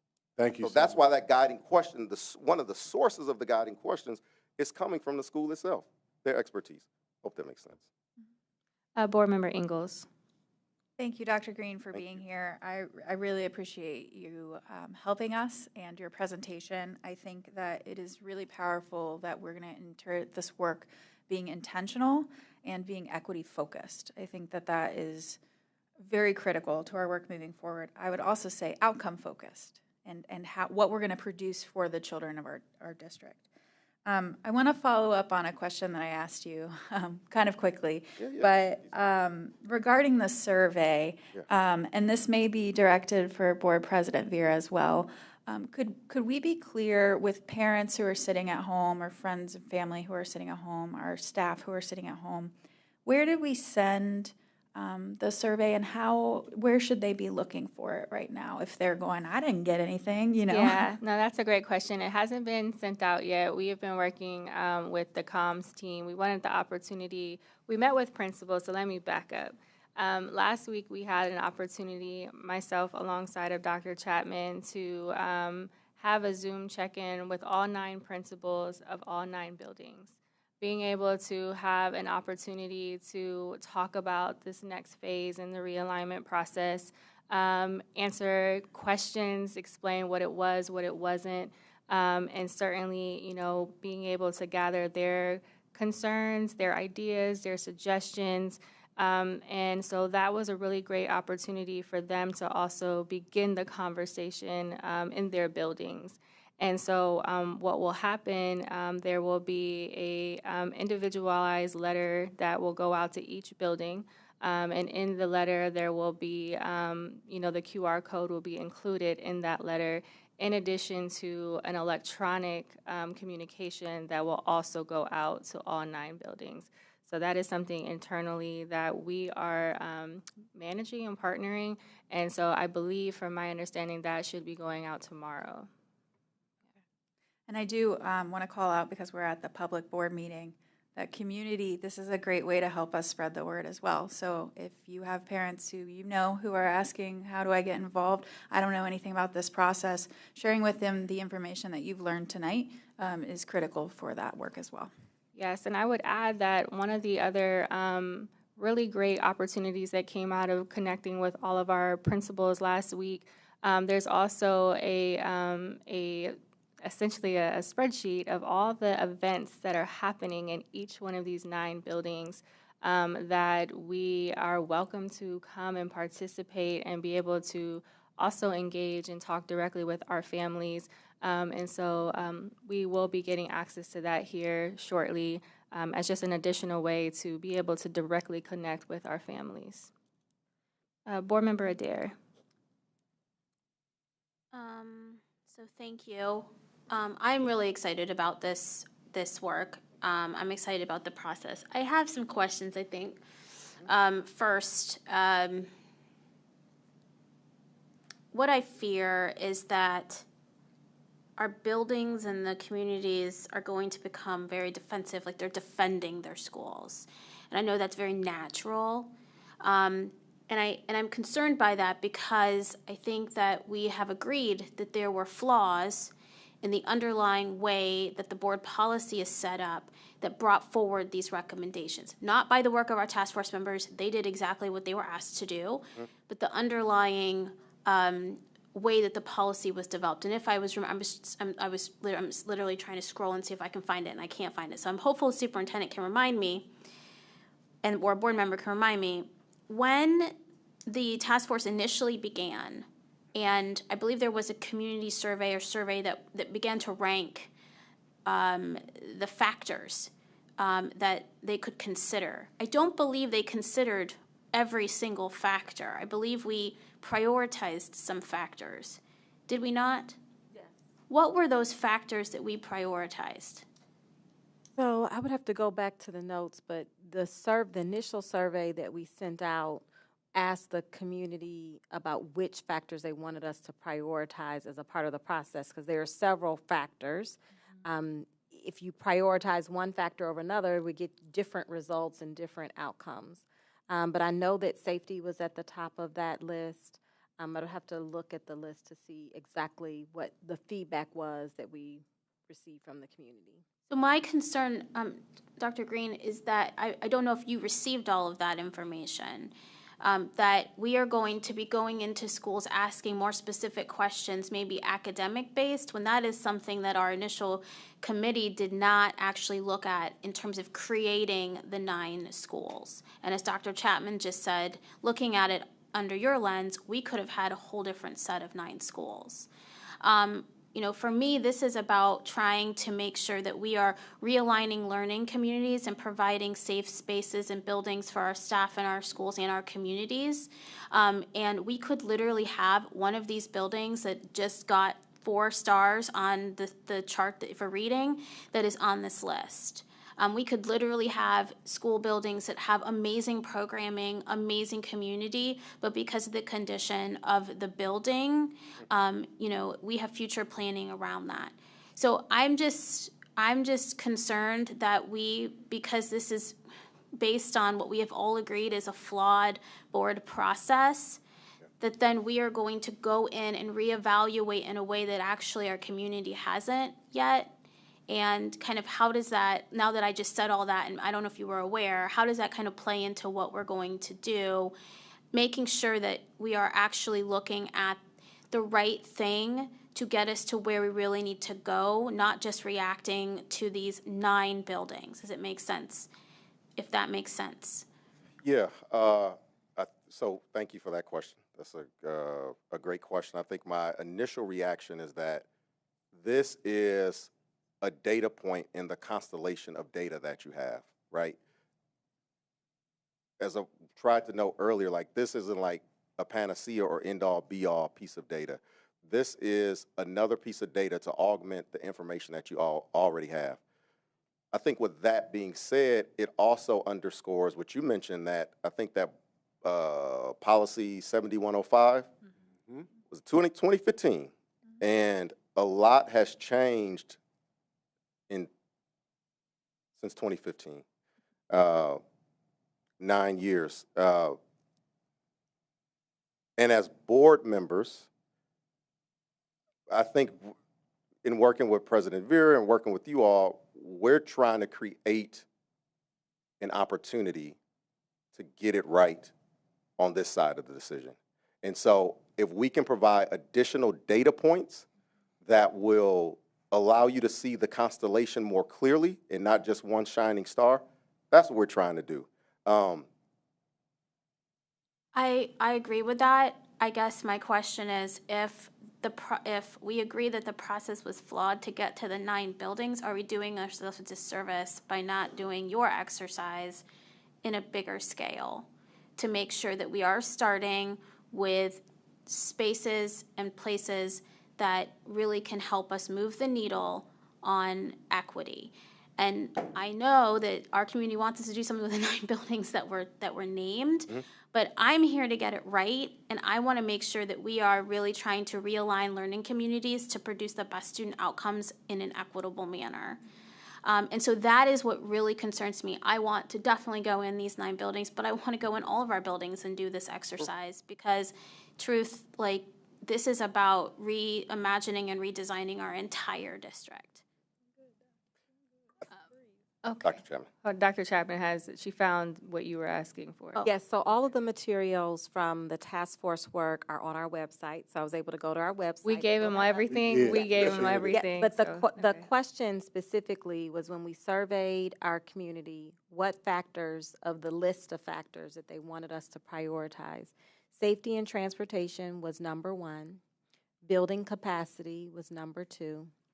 Building age and condition was 3. Accessibility for educational programs, 5. So those were the factors. And again, this was in one of the presentations that's on our website. Can I just ask a follow-up question? And I pulled that data up too. So I'm noticing that there was a nuance, there was a difference between how the adults responded and how the students responded. I'm also noticing that there was a difference in the engagement of our community. So we had about 4,000 individuals that participated. There were more staff than there were community members. So I guess my question aligns with Board Member Adair's questions, but more specifically, how are we going to engage a broader base of our community, and how are we going to ensure that we are centering student voice and community and parent voice in this as well? It's a great question, and if I were to be as honest as possible, I would say that is probably something that should have happened before now. Like a deep, broad engagement with the community and centering student voice should have been at the front end, not the back end. And nothing against Columbus. This is just unfortunately how the process unfolds very commonly across the nation. I think the beautiful part about this is that you all still have an opportunity. Am I over time? No. Oh, okay. Sorry. Oh, like the awards, they play the music, like sit down. You're like, thank you so much for your comments. Like, bruh. No, it's all good. I love that idea, Dr. Pierce. I love that idea, and I think that is the work. That is the work of deeply and broadly engaging the community. In an ideal world, I think it should have happened probably prior to this point. And so now it feels like, it's coming to the 11th hour, and you all have to make some decisions, is what I'm sensing, and I'm trying to figure out how do we make sure that the people who are maybe most directly impacted, that in this current juncture, we're centering and prioritizing their voices and their perspectives. That doesn't negate this larger, broader strategy, but I think that strategy should have unfolded before we got to this point, which may have shifted where we are at this current juncture. So it is not off the table to do that broader piece. I love it. We should do it. Within this construct, in these confines, this is our starting point, is to work with the 9. So can you just clarify the starting point, the construct is based upon the recommendations that were brought forth from the task force that identifies the 9 schools, but potentially we could broaden it, expand it beyond those recommendations.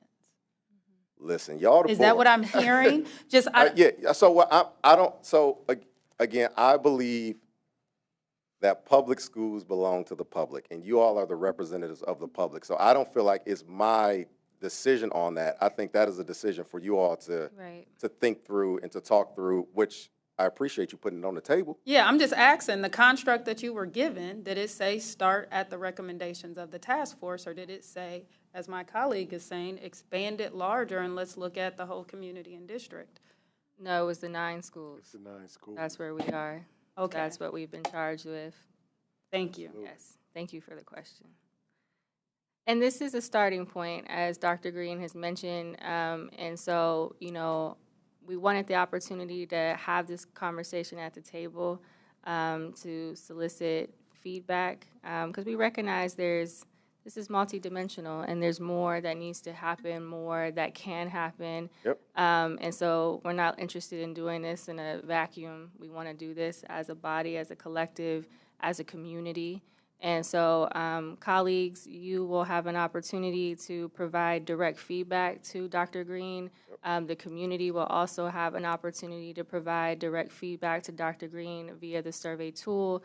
And your information is also is a part of this presentation. So community members can also directly email one of us, and we can pass on that information to you, Dr. Green. And so there's more to come, but this is a starting point. It's not the be-all, but certainly it's something that is important for us to identify a structure, to at least identify the initial recommendations, and then ultimately, as a body, we need to discuss what the next steps are and how and when and what does that look like for the broader conversation that I think we're all interested in, but we need to be able to, in bite sizes, look at what we've started with, what has been recommended, and then from there continue to map out next steps. Board Member Cole. Oh, thank you. I'll try and be very quick. Greatly appreciate your comments. I love one of the words that you used, augmentive. This is not supplementary. This is augment. This is augmentative to the data that we've thus collected and the recommendations that were then forwarded to us. It gives us an opportunity to have a more expanded conversation, to consider other variables that could, in the short run or latently, impact not only the school, but the community, things that we know many of our community stakeholders are concerned with. Here's the other piece that I think is going to be really incredible in terms of augmentation, is the opportunity to help us continue to identify a vision based on what students are telling us that they need, based on what many of them left us, but based on what our educators are telling us that they need, in a way that gives us, again, clearer direction about where to go. I'm supportive of looking at the 9 schools, looking at that smaller population that's captured, we can actually capture that, get the substantive data that we need, and then make our decision moving forward. But this then becomes the platform. This then becomes the modus operandi that we can develop moving forward. So I appreciate it. I look forward to the work. I hope that we approve it. Board Member Adair. I agree with everything Board Member Cole said. I just want to make it clear that we need to do this realignment. We need to close schools. We need to restructure our entire district. And, you know, it's something that needed to happen years ago. And so I am supportive of this. I do want to do it in the right way. I do want to look at the right things. I want to have the right people involved. I want to thank the work of the task force that led us here. They spent a lot of time and hours, you know, working through a process, and their recommendations, I think, are, you know, as good as could be. The best recommendations, honestly, I think we've seen coming out of this process that we all admit is flawed. So I do look forward to doing this and to doing it in a way that we can really address large systemic problems in our district, and that we are also considering not just closure, but again, realignment and future building, because all three of those things must be joined together for us to get to the vision that our community is seeking. So I do look forward to this process and working with you, Dr. Green, on this. Thank you. And I look forward to visiting the 9 buildings. Thank you. Board Member Pierce. So while I look forward to the process and the different iterations of the process that will happen, I would like to, at this point, challenge us to consider, as we're thinking about these school closures, which ones were feasible or not feasible. Some of the closures that were kind of put on the table, it was like, well, this isn't even feasible to happen within a certain time frame or duration. And so for us to really be intentional about the deeper analysis that we are taking for these schools that were recommended, I think that needs to be a key component. How will that transition happen, and how could families be impacted before we probably even start that survey phase? If there's some schools where we know it's not going to be in our best position to transition them out of that school, let's not put them through that process of going through this survey and going through this exercise. Thank you, Dr. Pierce. And I do want to note, and I think it's critically important to mention that this is a process. And so, you know, we're not making a decision when we go out to these buildings, you know, and if and when the board decides to take action, that will not happen immediately. That is something that the superintendent has shared publicly as well, that the planning process for realignment, consolidation, closure, that can take anywhere from 1.5 years to 2 years. So understanding that this is a process. So this is our next phase in reevaluating and looking at the deeper dive in our school communities.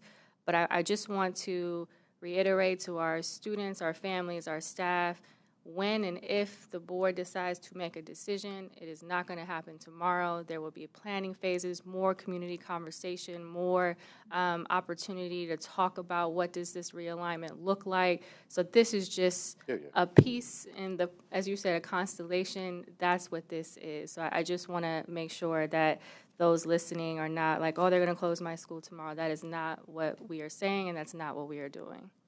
And just to add to that, the operative word in this is that these are learning experiences. The goal is to learn more deeply and more robustly and more clearly about what's happening at the schools. It's not evaluative, it's not an assessment, it's literally predicated on the idea of learning.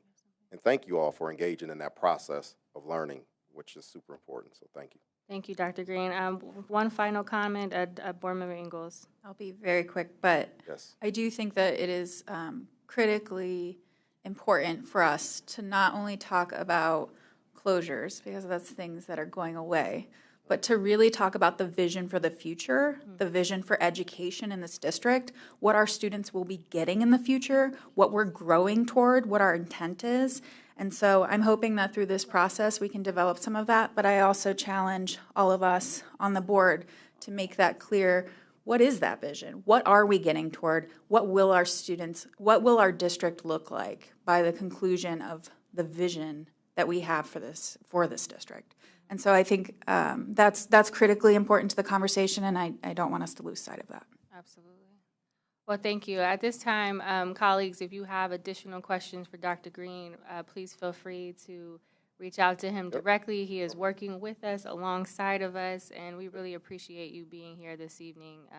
Any final thoughts or comments before we conclude? I just thank you for the opportunity, and thank you for the work that you're doing, and however I can serve as a resource to support, I'm happy to do so.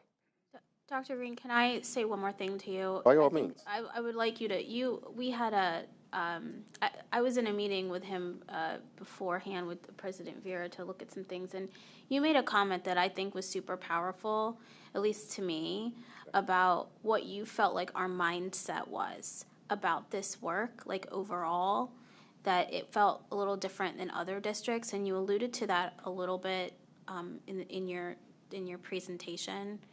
When we were kind of discussing, like, all of the things like root cause issues and trying to really look at equity holistically. And you had made a comment that, we as a district were really trying to solve for some of these really hard things and not just about closing buildings. And I just thought it was really powerful, and maybe you could share some of that with our community since you're new to us and that was your interpretation. Well, I think so. We had a good conversation. I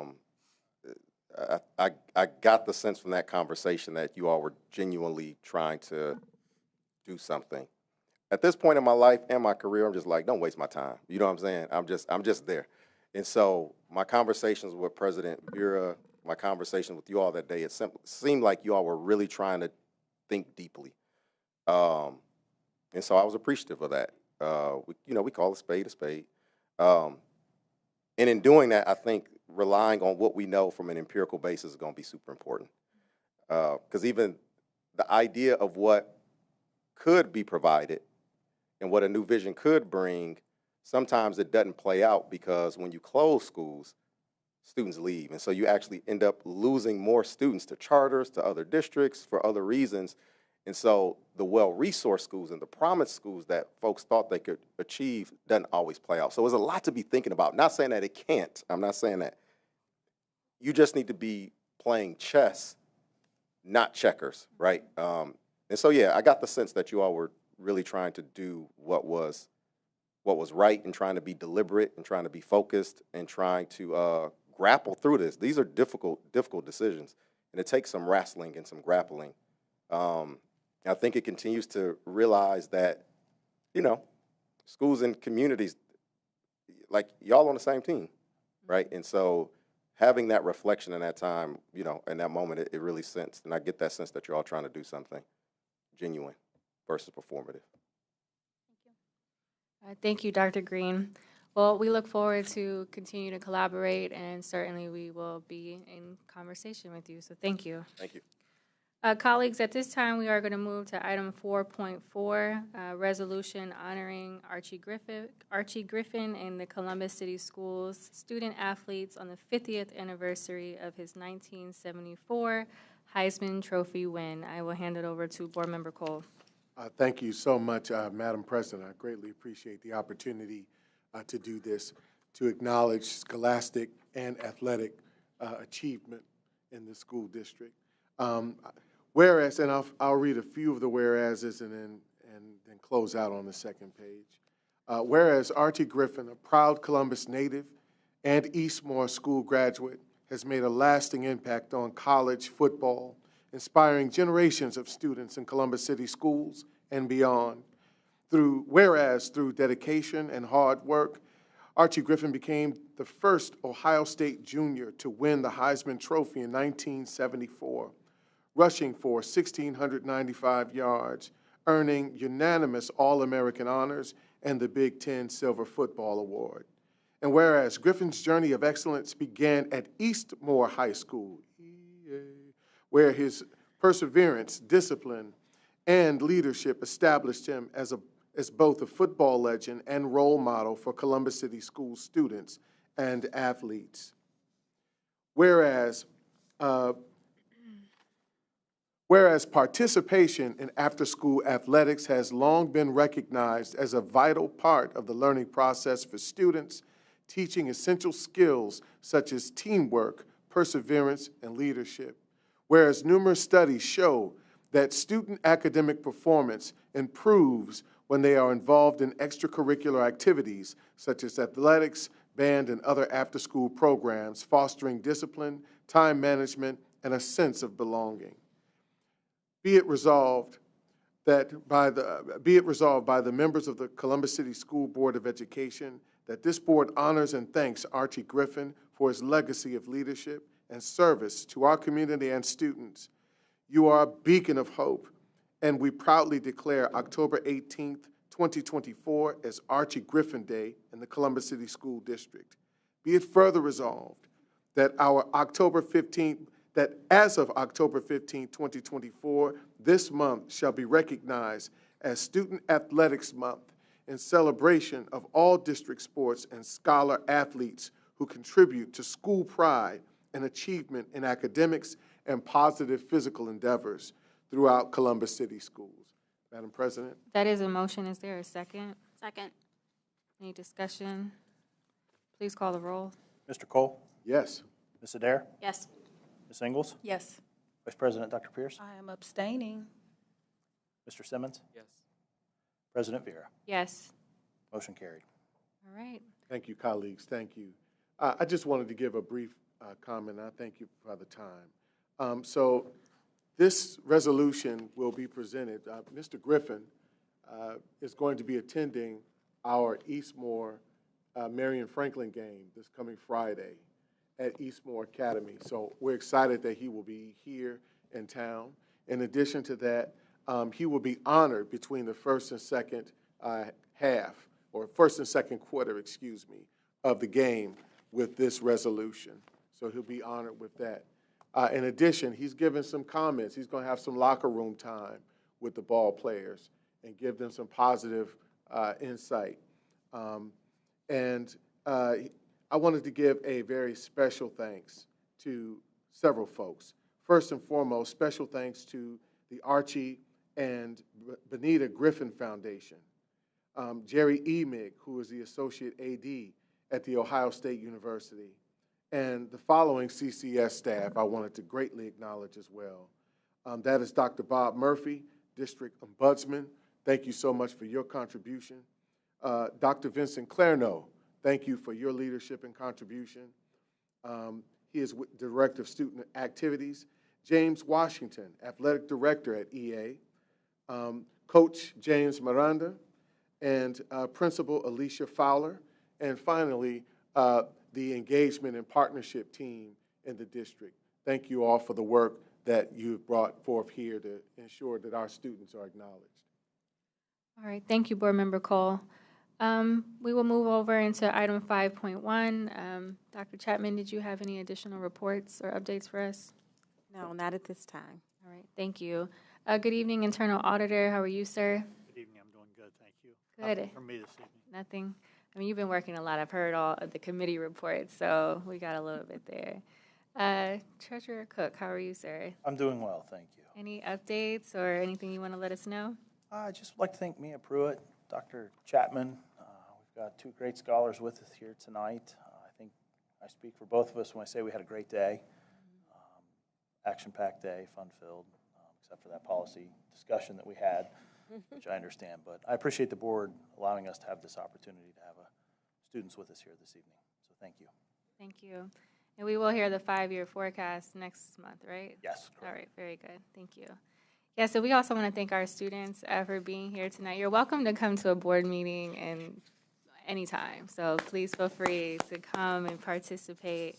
And so at this time, colleagues, we will move into item 8.1. Notice of public hearing on reemployment of retired employees. Pursuant to the Ohio Revised Code, Section 3309.345, the Columbus Board of Education gives notice that Rhonda L. Greer, instructional assistant who retired from Columbus City Schools effective June 3rd, 2022, is seeking employment with the Columbus City Schools as an instructional assistant effective December 18th, 2024. The board will hold a public hearing on November 19th, 2024 at 6 p.m. in the boardroom at 3700 South High, Columbus, Ohio 43207 on the issue of Ms. Greer's reemployment. Colleagues, at this time, we will move into our consent agenda consisting of items, 10.1 to 25.11. Are there any items a member would like to have removed or voted on individually from the consent agenda? Seeing none, is there a motion to approve the consent agenda? So moved. Oh, second. Any discussion? Seeing none, please call the roll. Ms. Adair? Yes. Mr. Cole? Yes. Ms. Ingles? Yes. Vice President Dr. Pierce? Yes. Mr. Simmons? No. President Vera? Yes. Motion carried. Thank you. Colleagues, we will move into other legislation. Item 26.1, authority to continue until academic resource network. And so is there a motion to approve this very important legislation? So moved. Second. Any discussion? Board Member Adair. I just wanted to highlight the extreme need for this legislation. It protects our very important networks. We have a, unfortunately good example of situation in the city that, we do not want to follow. So I will be voting yes on this and encourage my colleagues to do the same. Thank you, Board Member Adair. That was a motion. There was a second. Please call the roll. Ms. Ingles? Yes. Vice President Dr. Pierce? Abstain. Mr. Simmons?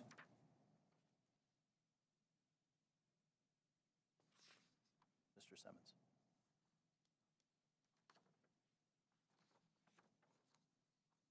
Ms. Adair? Yes. Mr. Cole? Absolutely, emphatically yes. President Vera? Yes. Mr. Simmons? Yes. Thank you, sir. Motion carried.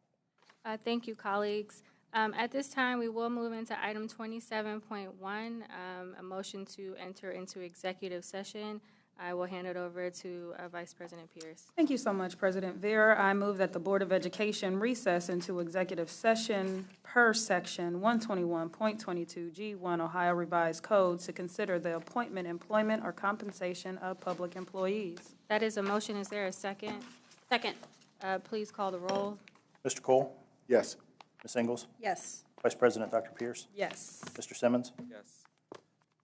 Ms. Adair? Yes. President Vera? Yes. Motion carried. Thank you. At this time, we will head into executive session. When we return, we will not be televised, so thank you all for being here this evening. And we look forward to the opportunity to provide more updates and more opportunities for engagement. So have a good evening.